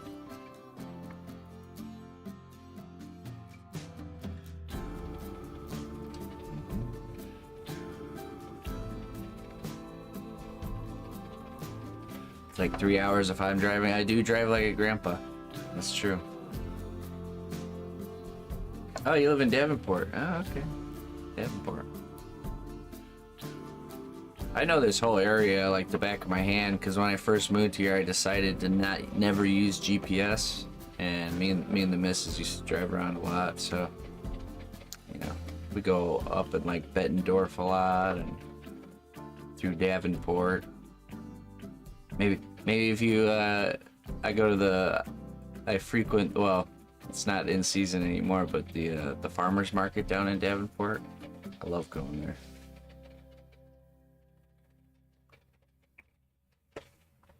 How do you do the lights? Well, you finish the sculpting work, get everything done that needs to be done with the baking, and then you essentially drill into the piece and insert the electronic parts, and then, you know, put certain materials in front of the light to diffuse it and stuff.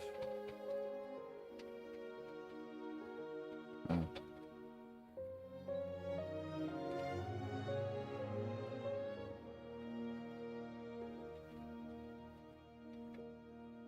Right. Yeah.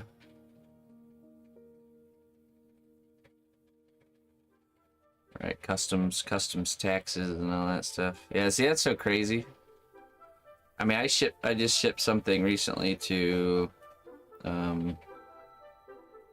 Paris.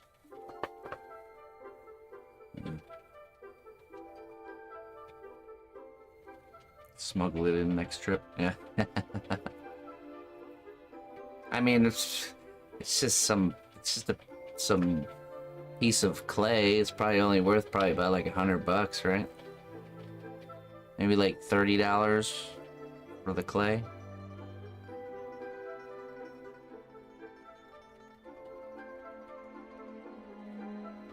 And look at it. No one would pay a lot for that. Come on.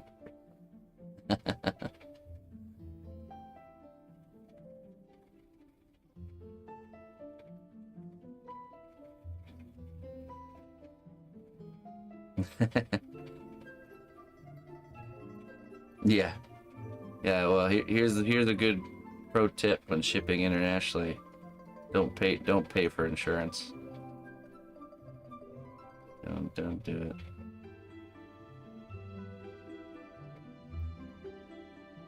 it. If something happens, the chance of you even getting money from it is just like I've been shipping things internationally for 12 years. And I've only ever had something go missing one time in 12 years. And that was when COVID first started. So I don't think that really counts because things were just crazy then. So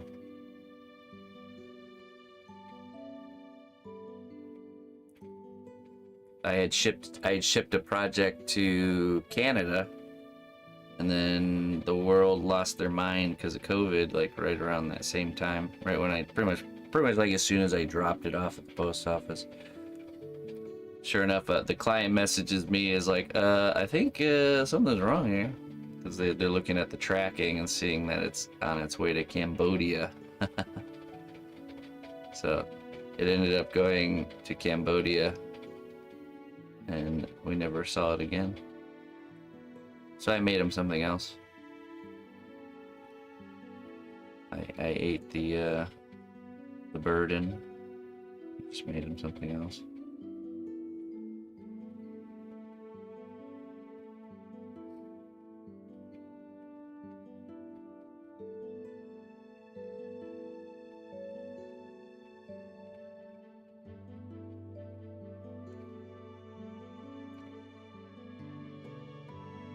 I usually always have a lot of clay, but I'm also in direct contact with the distributor.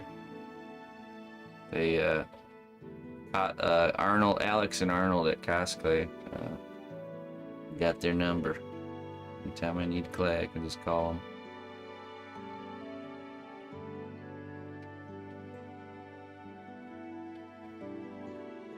them. Them boys take good care of me.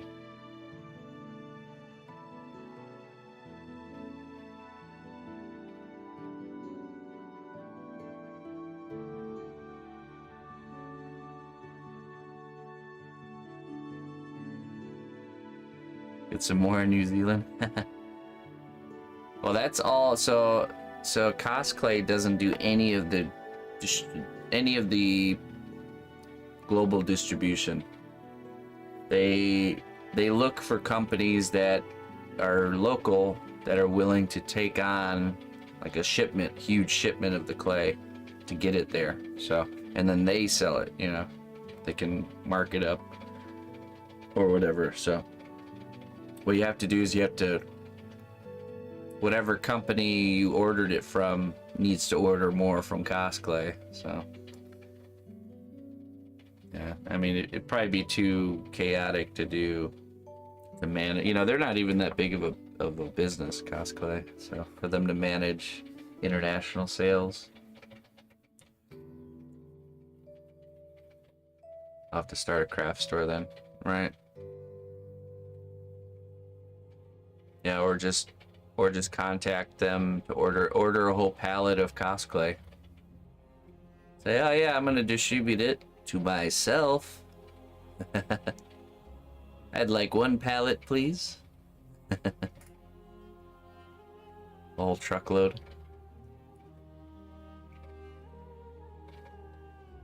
Or, you know, you never know. You just contact your local craft stores and just express that you have an interest in buying this product, and it'd be great if they could get some of it. They might do it. Right. Exactly.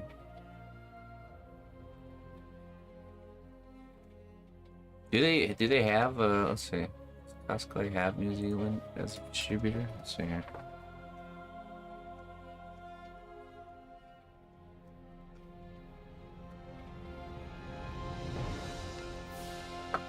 Yeah, they do.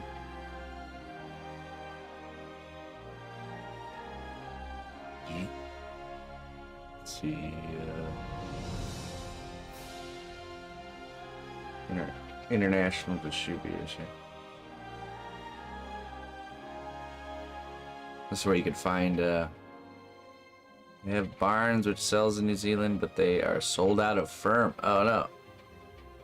That's a good thing. That means they're gonna buy more. Business wise, they should. Zealand. Oh, there. Try this one too. Clay Creations, New Zealand. Barnes and Clay Creation. Barnes.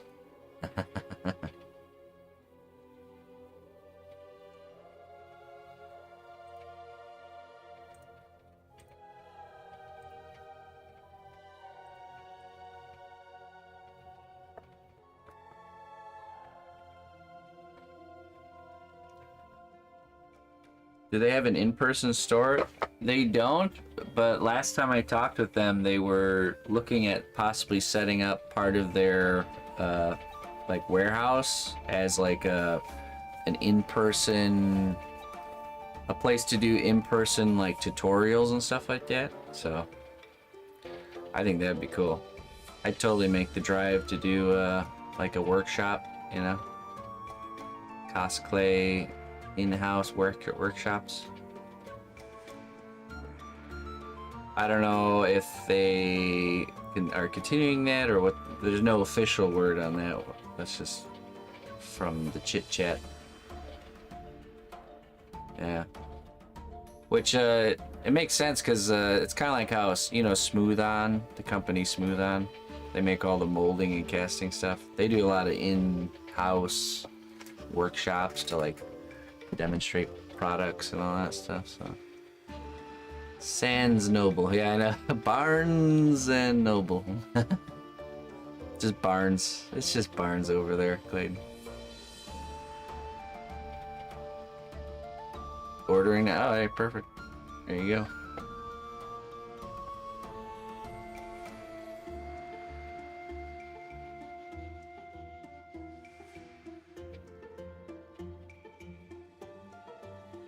Barnes.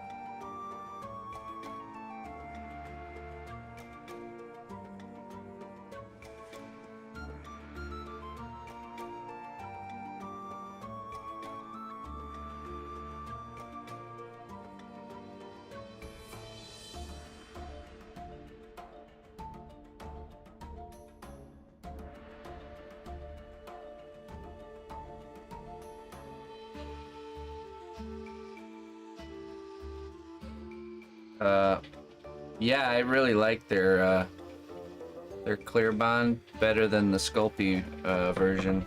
It spreads like super much easier, so you can use it as a blending medium too. And then yeah, the C1 separator, I would recommend this one too. Now with this one, you can do all kinds of cool stuff. You can do show you.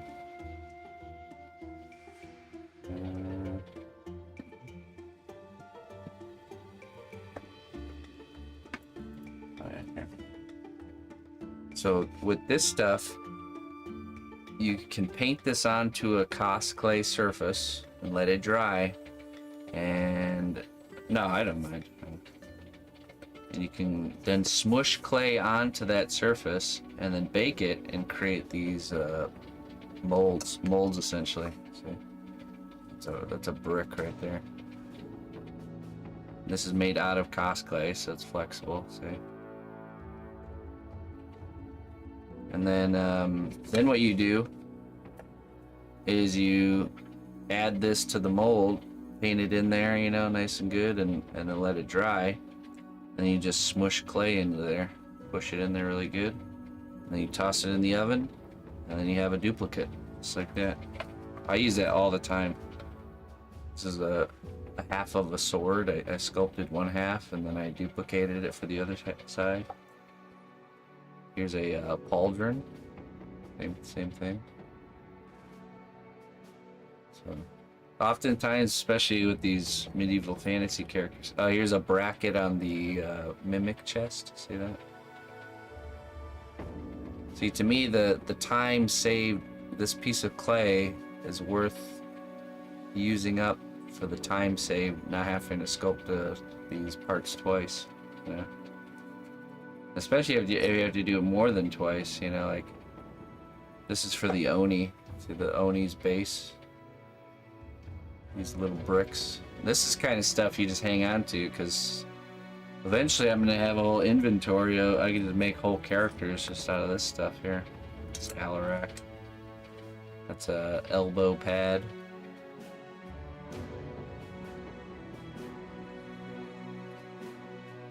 It's an eyeball.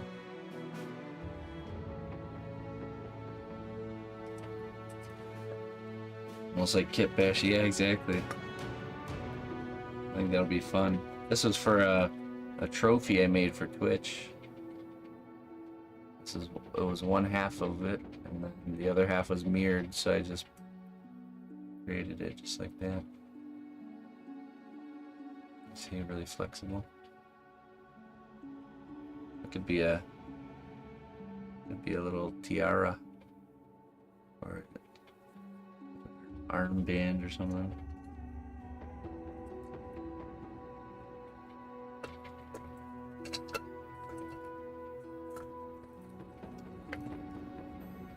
It's a knee pad. Hey Ren, thank you for the raid. I appreciate that. How you doing?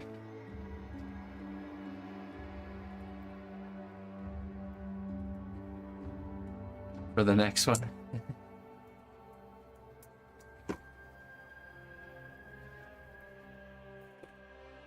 The next pandemic will be from our ear holes, so you have to make custom earmuffs. I'll be running around wearing earmuffs.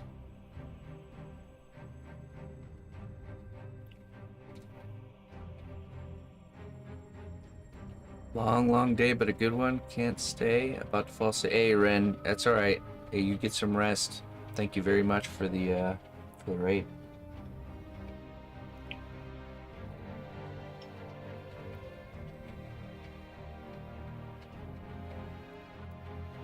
Okay. Everything, huh? There's a few little bits and bobs around here.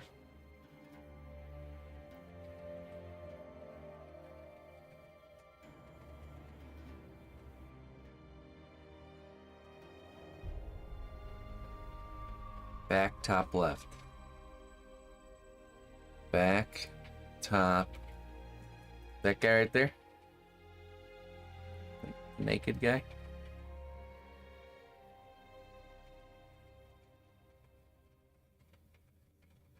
He's jinx. It's a gravedigger. It's an original character I'm working on. So yeah. He had to go on pause because I have to focus on, you know, mission work. But he's gonna be this old gravedigger character. He's gonna be holding a lantern up in this hand, and then he's got his shovel here, the old medieval-looking shovel, holding it over his shoulder like this.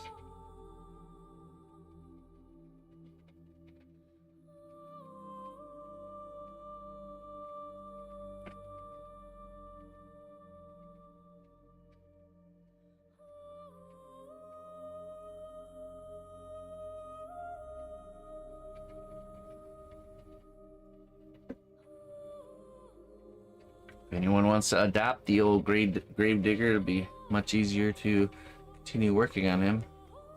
Yeah, in the meantime, he has to wait. You're biased? At least you're aware of your biases. That's good. Okay. So I'm just gonna...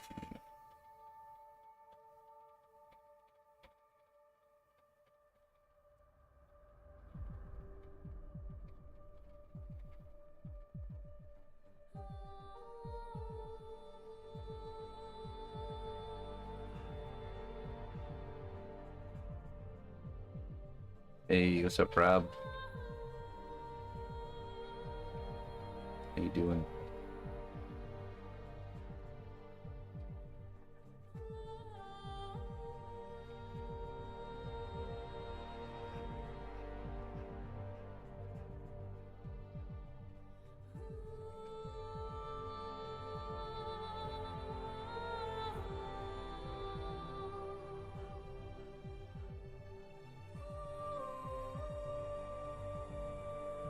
Is there a difference between C1 and C4?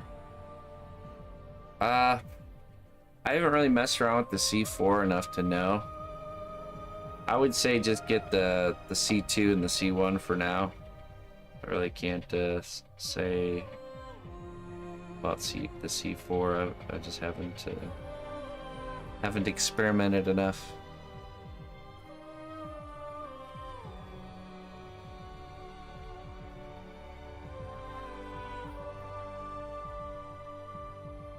Hey, have a great night. I think he meant the C2. The C2 clear bond. Why did you start the Gravedigger? It's interesting. I have a tattoo that says Gravedigger from the monster truck show I went to with Max.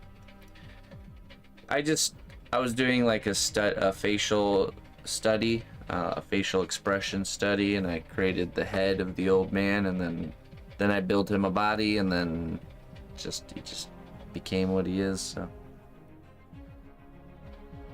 do I have a preferred brand of paint for my sculptures? I use Reaper Miniatures paints mostly, but I mean, they're nice. They're really nice. That's just the brand I have. So I use some like shaders from like the Army Painter, then a few other things. I evolved. Jumping mouse. It evolved. Yeah, the project. Yeah, exactly. Yeah. I love going into original characters like that with no real idea on who the character will be, but starting with like just a head and then just letting the story build itself, you know? So, yeah. It's fun. It's fun to do that stuff. To set out on a project not knowing what it's going to become. It's like an adventure.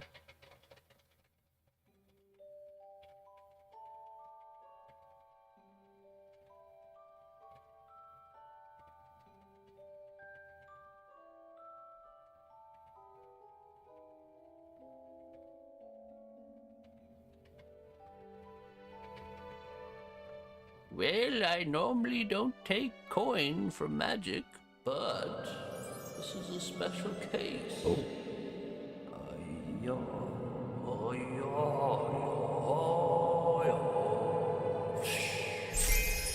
Ooh, potion for you. X. Hey, thank you for the 20 bucks. X. I appreciate that. It's very, very generous of you. X. They call me X. I don't normally do magic for coin. But that much coin, yes indeed. Thank you very much. Very kind of you.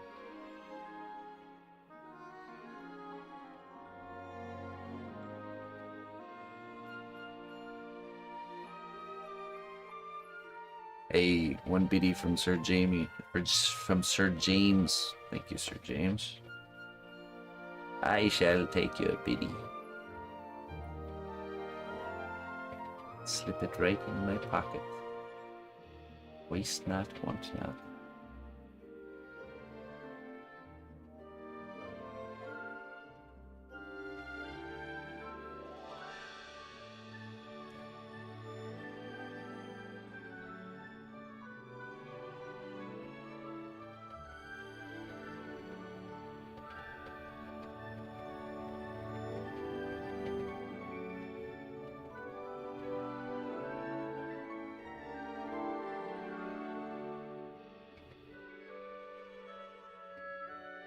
Yeah, those little stray hairs all kind of help sell this idea of this airy beard.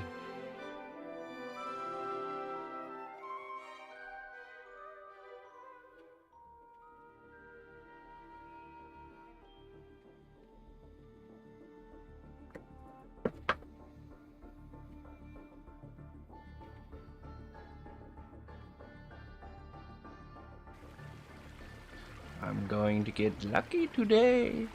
I'll be catching lots of fish. Ah, I am feeling lucky today. X, thank you for the $15. The curiosity of what the alerts are has gotten you, hasn't it? It's nice. I haven't seen the few of those in a while, so thank you very much. I appreciate it. Cheers.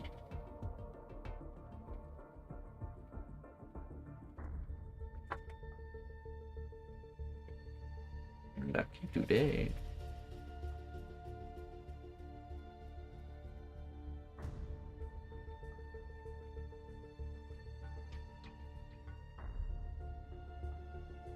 Thanks for getting me.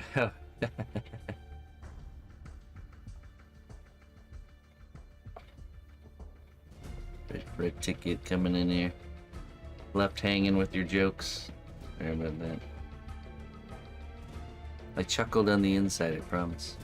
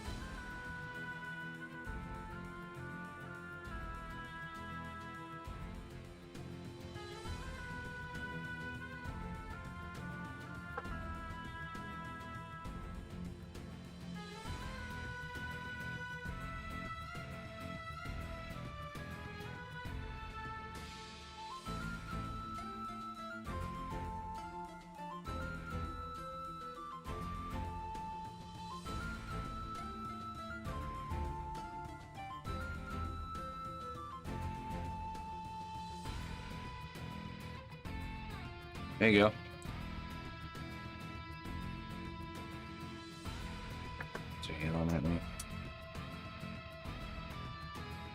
plug them in right now before they turn off.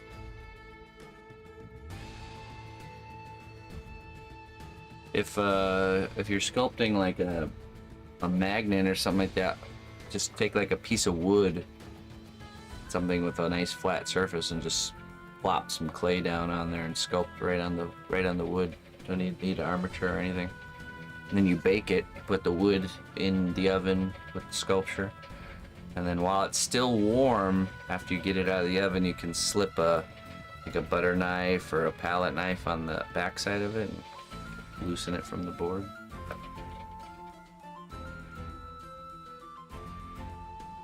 Then you just gotta drill the backside and add a magnet, and boom, there you go.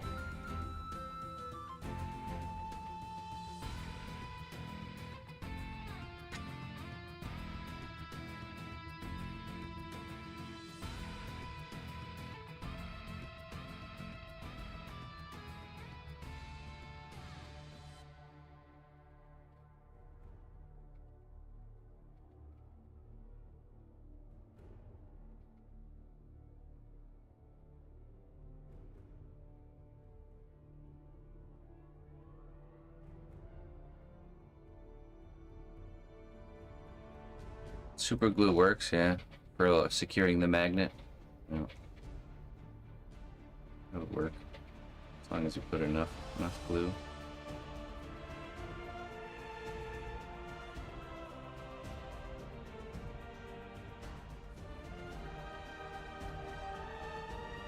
Ah, really?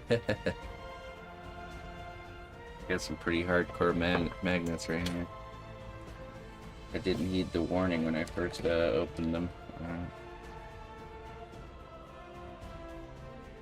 First thing I did was open it, and I took one off and then just let it go, and it like snapped back and cracked. Pretty hardcore. These ones can hold up yeah, look at that right there.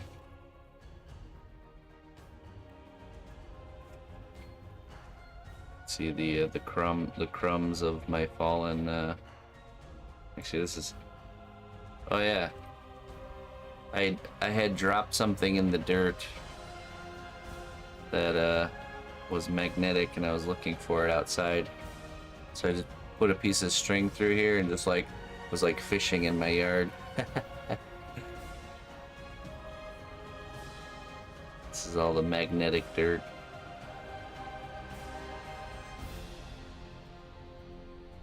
Yeah, these are.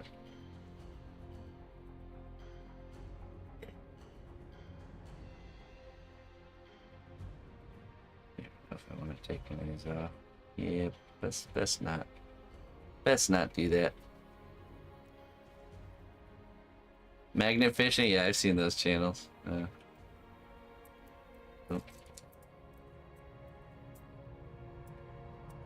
Let me see.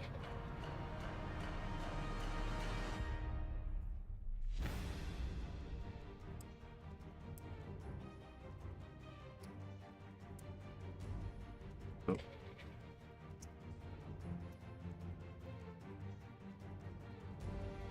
Right about there, it wants to pull. Alright, back in the box before somebody gets hurt.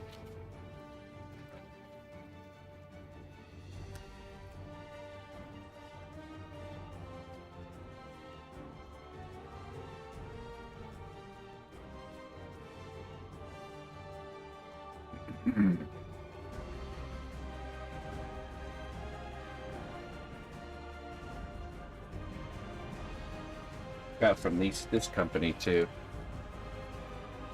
These are I'm not even gonna say that word. You can just read it. I'm pretty sure these ones are the ones that temperature-wise can actually. A lot of magnets will lose their magnetism if subjected to hot temperatures, but these ones, I believe, will yeah, these ones can withstand the temperatures that the clay gets baked at. So essentially, some smaller ones. So I got these for some tiny ones there for embedding into the clay surface. So let's say I have like a pauldron or something I want to make permanently detachable. I could embed the magnet under the surface of the clay and then bake it, and then create the pauldron, and then, you know, embed the other magnet in that, and then you have a nice like seamless detachable part. So that's the idea anyways. Haven't put it into use quite yet, but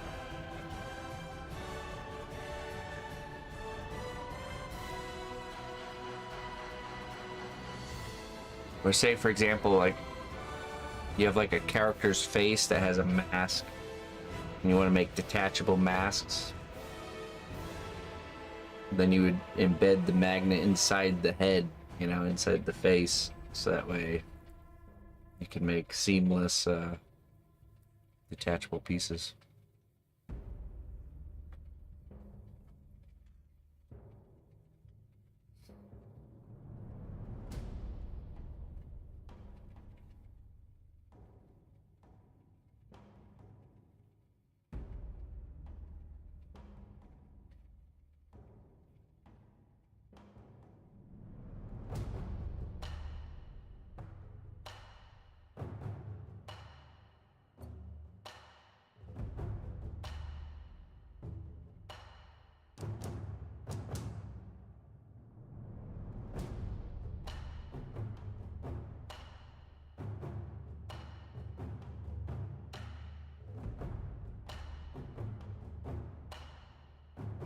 Alright. I think that's pretty good there for the beard.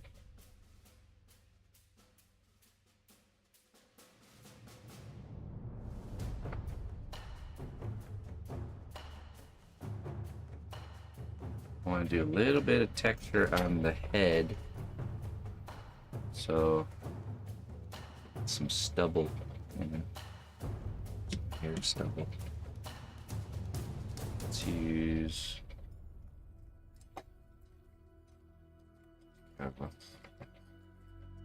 probably maybe even use this.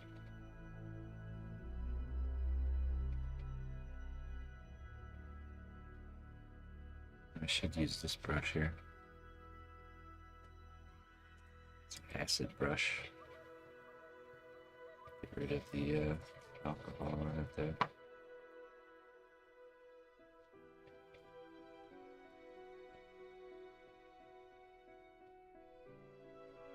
Okay.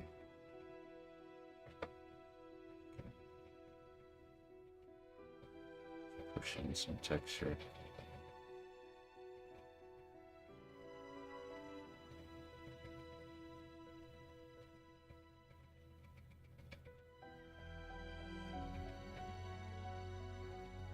You guys won't be able to see this, but once we do the painting phase, it'll give us some texture to work with for making that area just a little bit darker.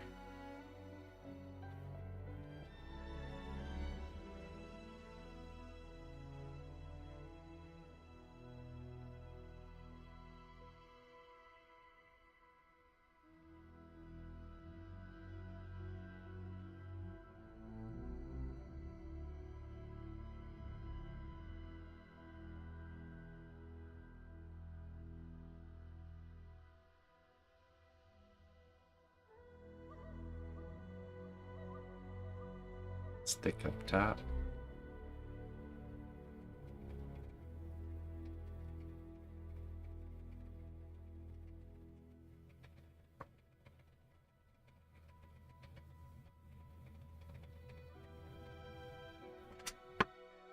Let's see.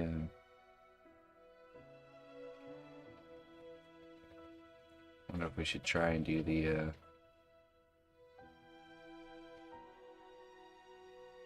kind of the sketch for the hands.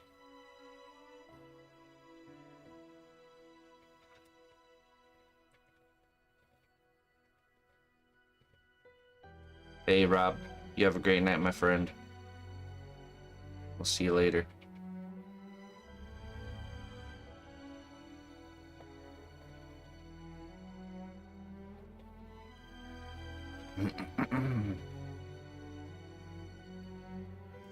So I'm thinking for the hands, if we do just like a really skinny version of the hand, just as like a really rough, skinny version, then we bake it, and then we can kind of sculpt the glove over the hand. Yeah. So let's make some fingers here.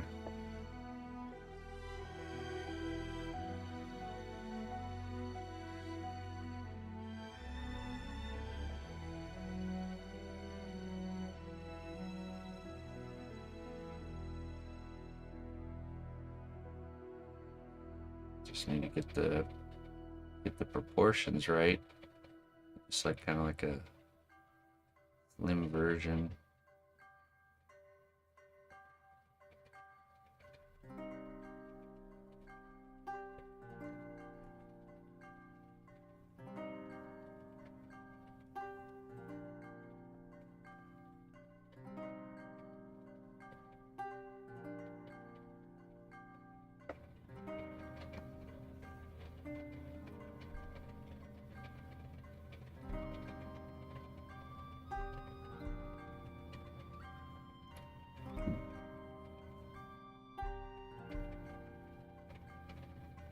It'll look a little bit weird because it'll be super skinny, but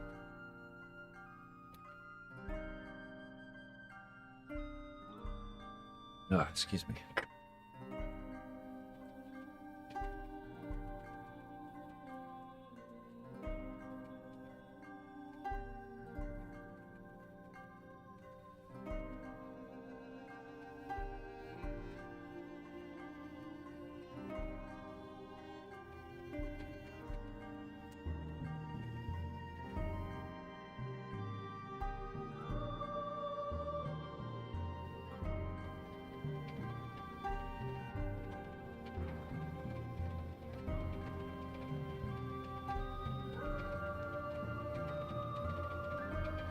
And the thumb.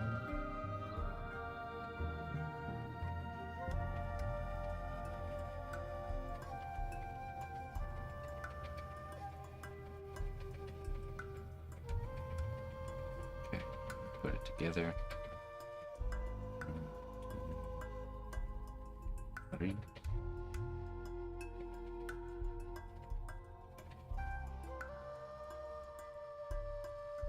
I think it says right hand.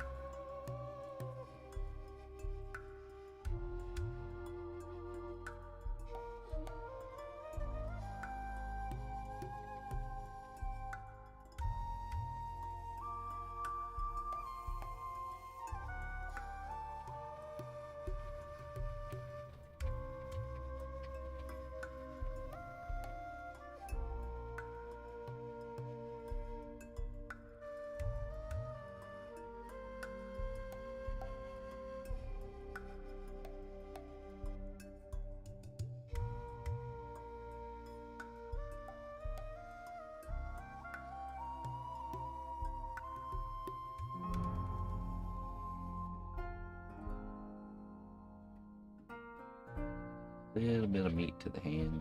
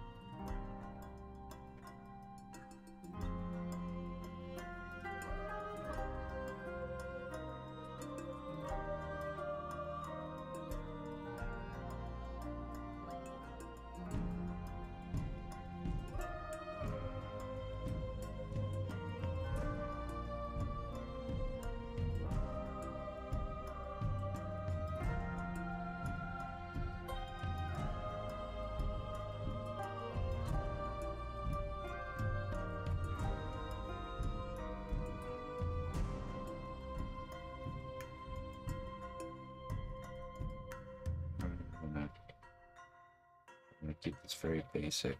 Let's do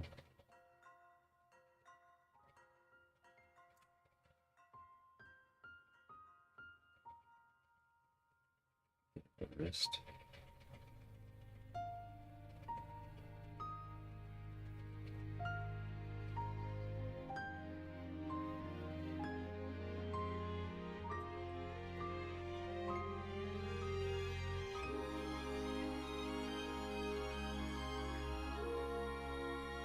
Establish where the fingers bend here.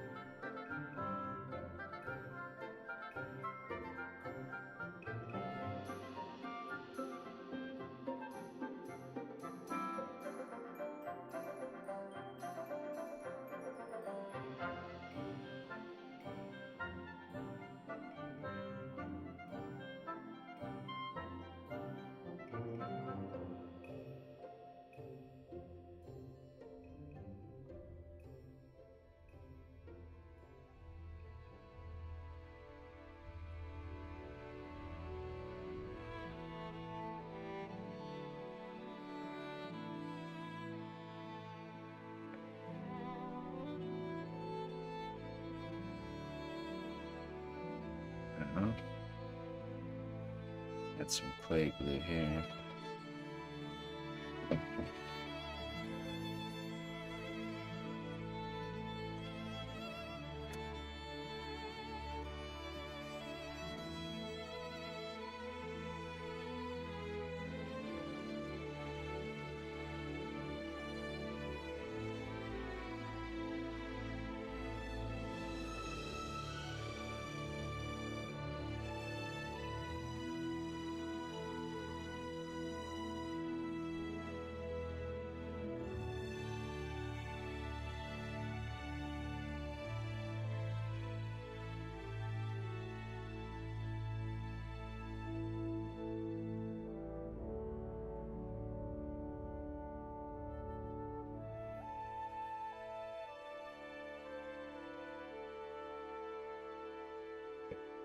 Just gotta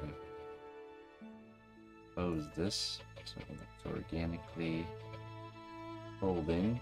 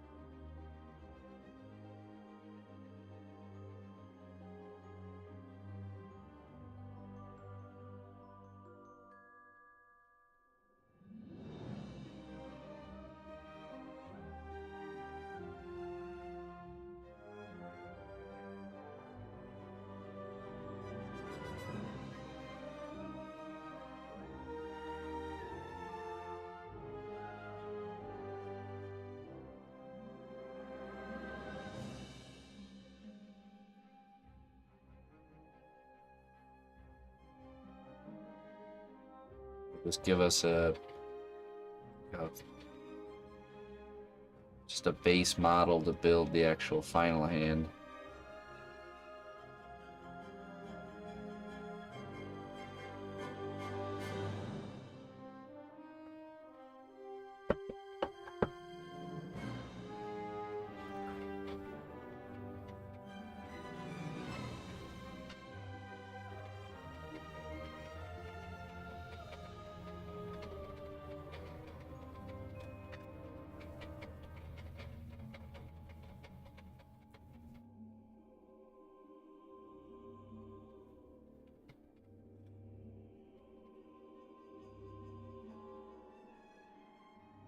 Alright. But I'll get that in the oven and lock in the beard and this base hand. We'll do another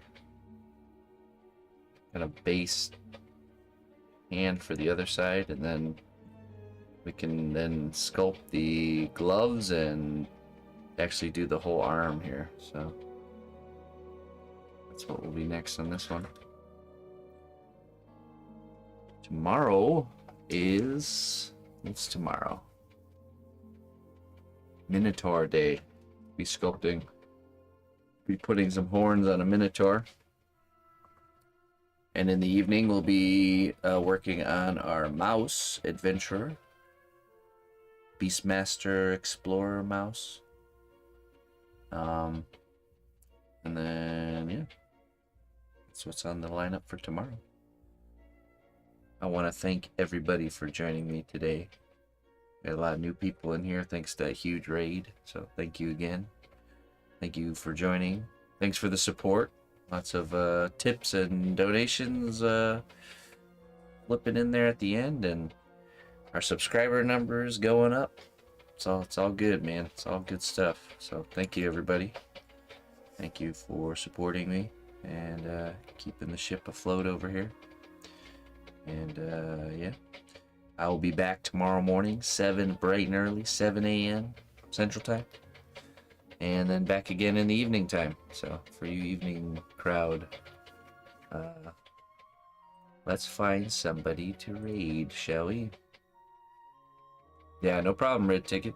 It's a pleasure. The pleasure's all mine. I really do enjoy sharing any information that I have. Feel like I feel bad for asking questions. Appreciate them. So.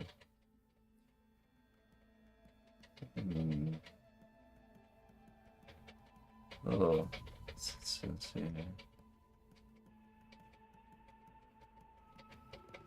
New choices tonight.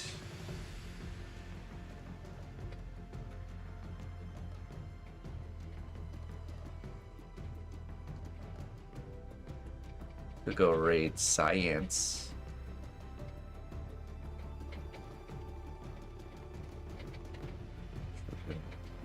Waycom Wednesday. Science and art coming together. Excite the community. Let's go raid science. Science streams.